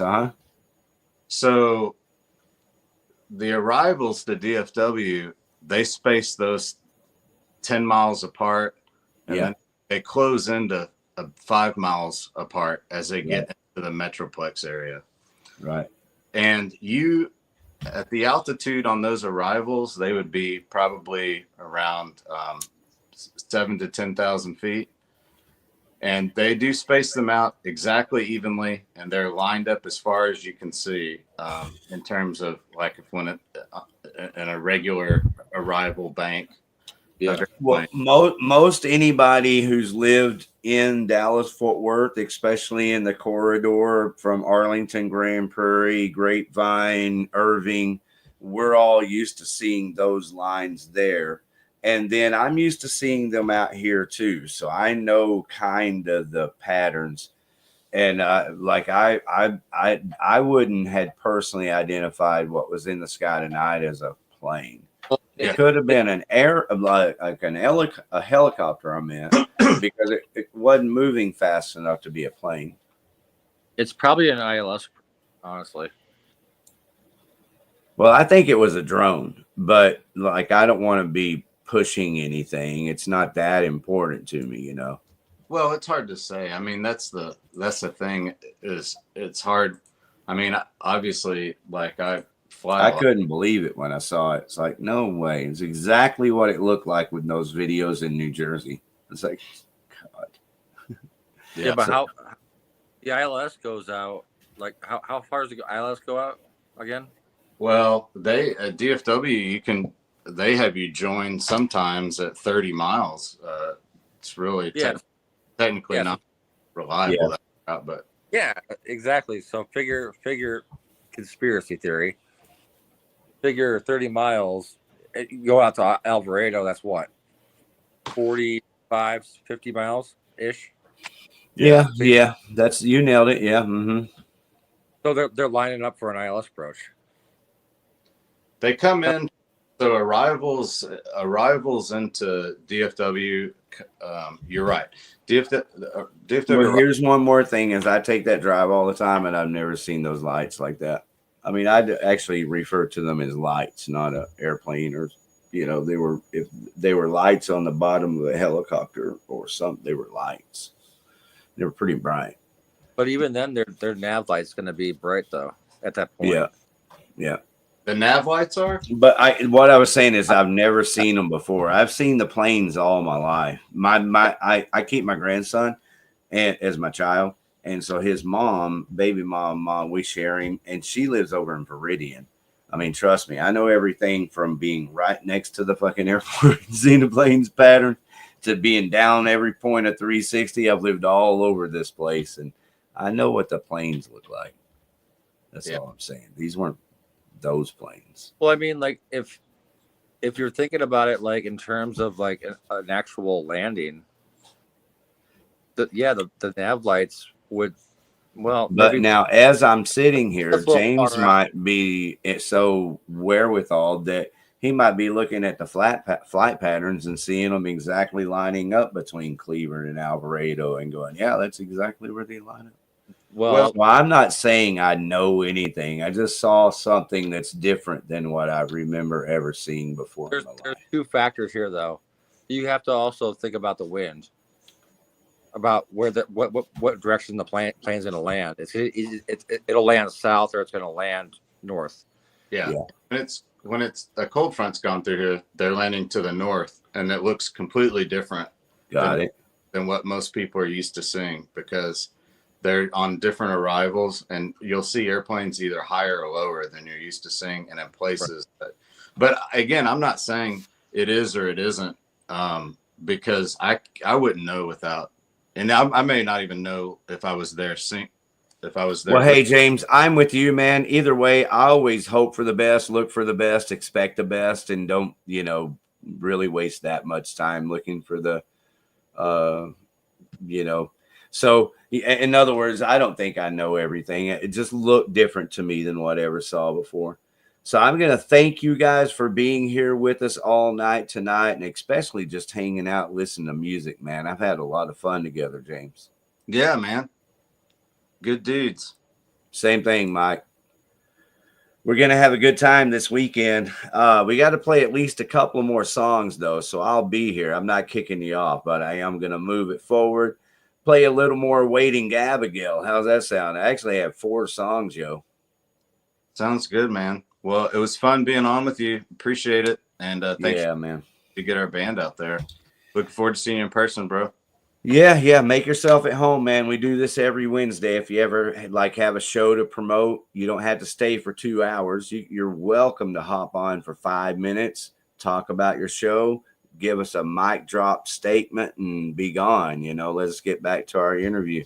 We love that kind of stuff. Awesome, man. Thanks. I appreciate it. All right, so we're going to play your song, Bad Mind. All right. Yeah, jamming. Damn, bro, guitar tones are off the hook. Well, the one thing I didn't mention on the show that I should have, Alex Gerst at Empire Sound, dude, he's incredible. You did, but we didn't mention it enough. Let me go ahead and pull him up on Facebook while you're talking about it.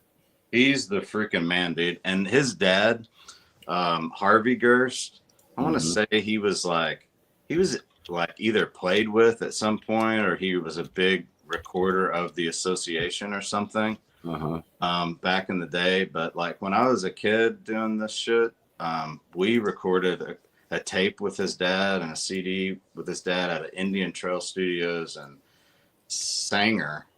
But dude, I'm telling you, man, that guy. Indian Trail was in Sanger. Yeah. Okay. Yeah. Well, and then it moved. I think he kept the name Indian Trail. Yeah. When they moved to Carrollton, in the old. Okay. That's what happened. Okay, gotcha. Yeah, they're in Nomad's building. But yeah, man, Alex is, his dad's passed, but Alex is real, and he's a good drummer too. He's an excellent musician. He plays in a Cars cover band and some other stuff, but he's just not really about the band life. Doesn't want to deal with all that. But man, you can. He put it because it keeps its rawness, dude. And in today's time of how everything's done through Pro Tools and everything, it's hard to keep that raw sound and get a good mix at the same time. And so I'm going to compliment the production for the raw sound and the mix, because the quality of vocals that that are there require somebody has to know what they're doing to really mix that in correctly. Yep. And they did it. It's all there. The power's there, the melodies, it all carries right in all the right ways. So congratulations to you for the songwriting, and Abigail, and all of you. But the production, and then from there also, I wanted to talk about your guitar tone. Your guitar tone is really on spot, dude. Well, I'd like to take credit for it, but it's just an EVH red channel sound, Yeah. And Alex, sometimes that's all it takes is just playing straight, and it's all your fingers and pick at that point, maybe. Yeah. No, I think so, and I'm pretty simple, but Alex is also good in the studio, because the guitar players go in there and we just want the most heavy sound, high gain, most distorted, and he does a good balance. I think that's what Mick Mars said. Yeah. Just before he closed the bathroom door. Right. he does a good job of like calming it down and being like, look, man, if you overdrive this too much, we're stacking fuzz on top of fuzz, and it's just gonna it is gonna be a mess. So he really helped define the tone on that EP, and so it's, all right. Can't give him enough props, but yeah, Alex Gersh, shout out to him for sure. Let's see here. There's a guy.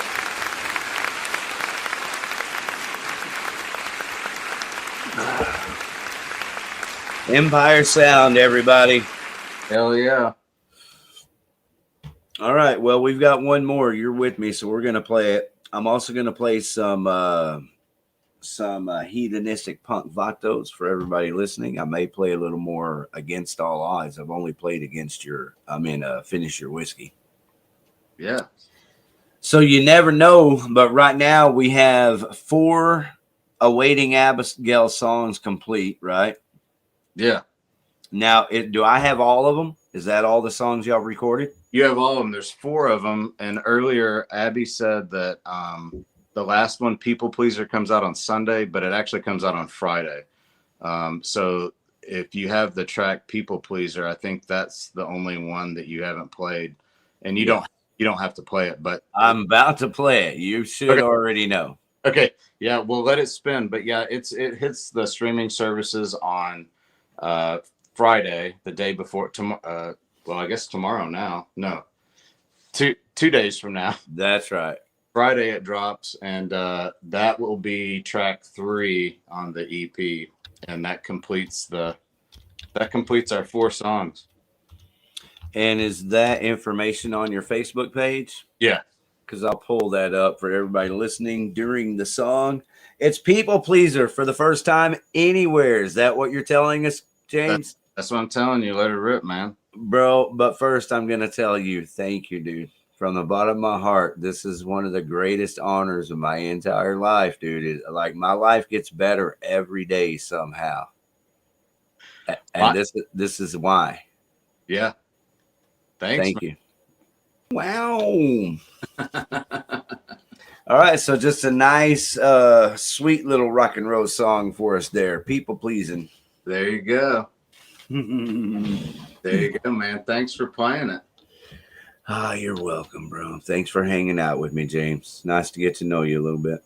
Yeah, man. We'll chat offline and take it from there, man. Yeah, hopefully we can work it out for February 8th, but it's okay if we can't. I do want to play one more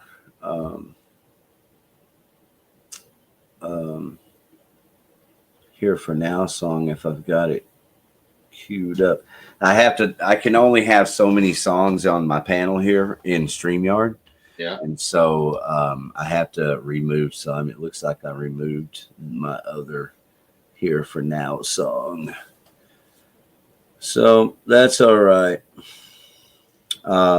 Man, is just awesome playing these 4 songs tonight, you know. Really appreciate it, man. Yeah. Like I said, you're welcome. All right, so then we'll go ahead and end the show tonight with some Against All Odds. Do you know the 3 Against All Odds songs that are recorded? And you're not on the spot. It's just a question, little trivia here to end the show. No, I only know the whiskey. Okay, they have 3 songs. So just for that, we're playing 2 songs and we're ending the show. Perfect. Bro, they have a song called Cold. And I can tell by your songwriting that, and it's not just that, it's the experiences that I've seen other people have listening to this song. It's pretty epic, dude. And then also it's called Cold, and they have another song called Savior from Hell. All right.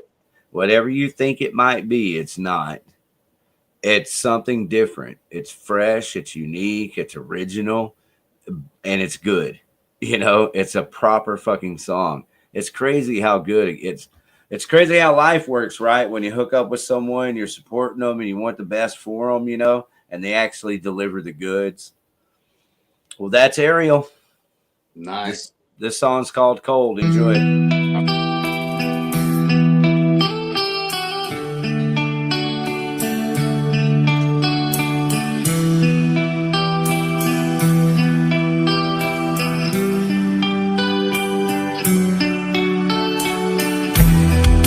drifting to sleep and just fade away. No one will know where you will go, your safest space.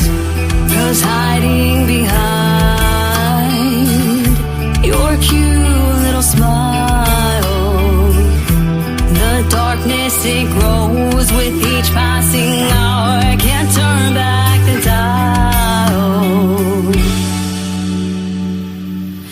I'm feeling so cold, numb to the touch, falling so fast. Please don't you dare the grudge. 'Cause this fake little smile, it's getting too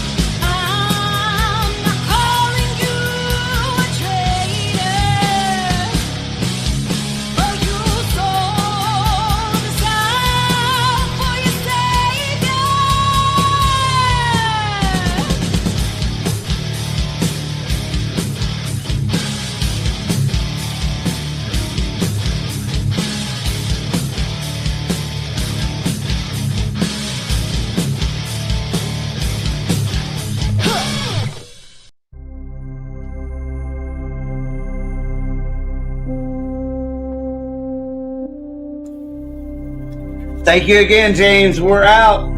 Hell yeah, man. We'll see you, brother. Thank you. Yeah, sweet dreams tonight, man. And always, I look forward to getting to know you guys. Love your music. Love you for what you do. Thanks a lot, dude. Same here. We'll see you, All brother. right, everybody, blow your brains out every Wednesday. Thank you, Terry Gill. Thank you, Dave Motherfucking Jarvis. We'll see y'all next Wednesday. No, next Tuesday. Put that up. Next Tuesday. 7 p.m.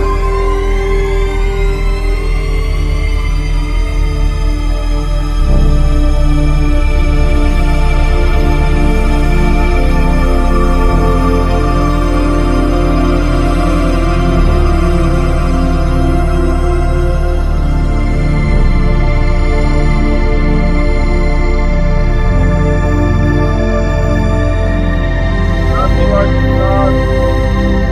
Thank you for stopping by. Fucking appreciate it.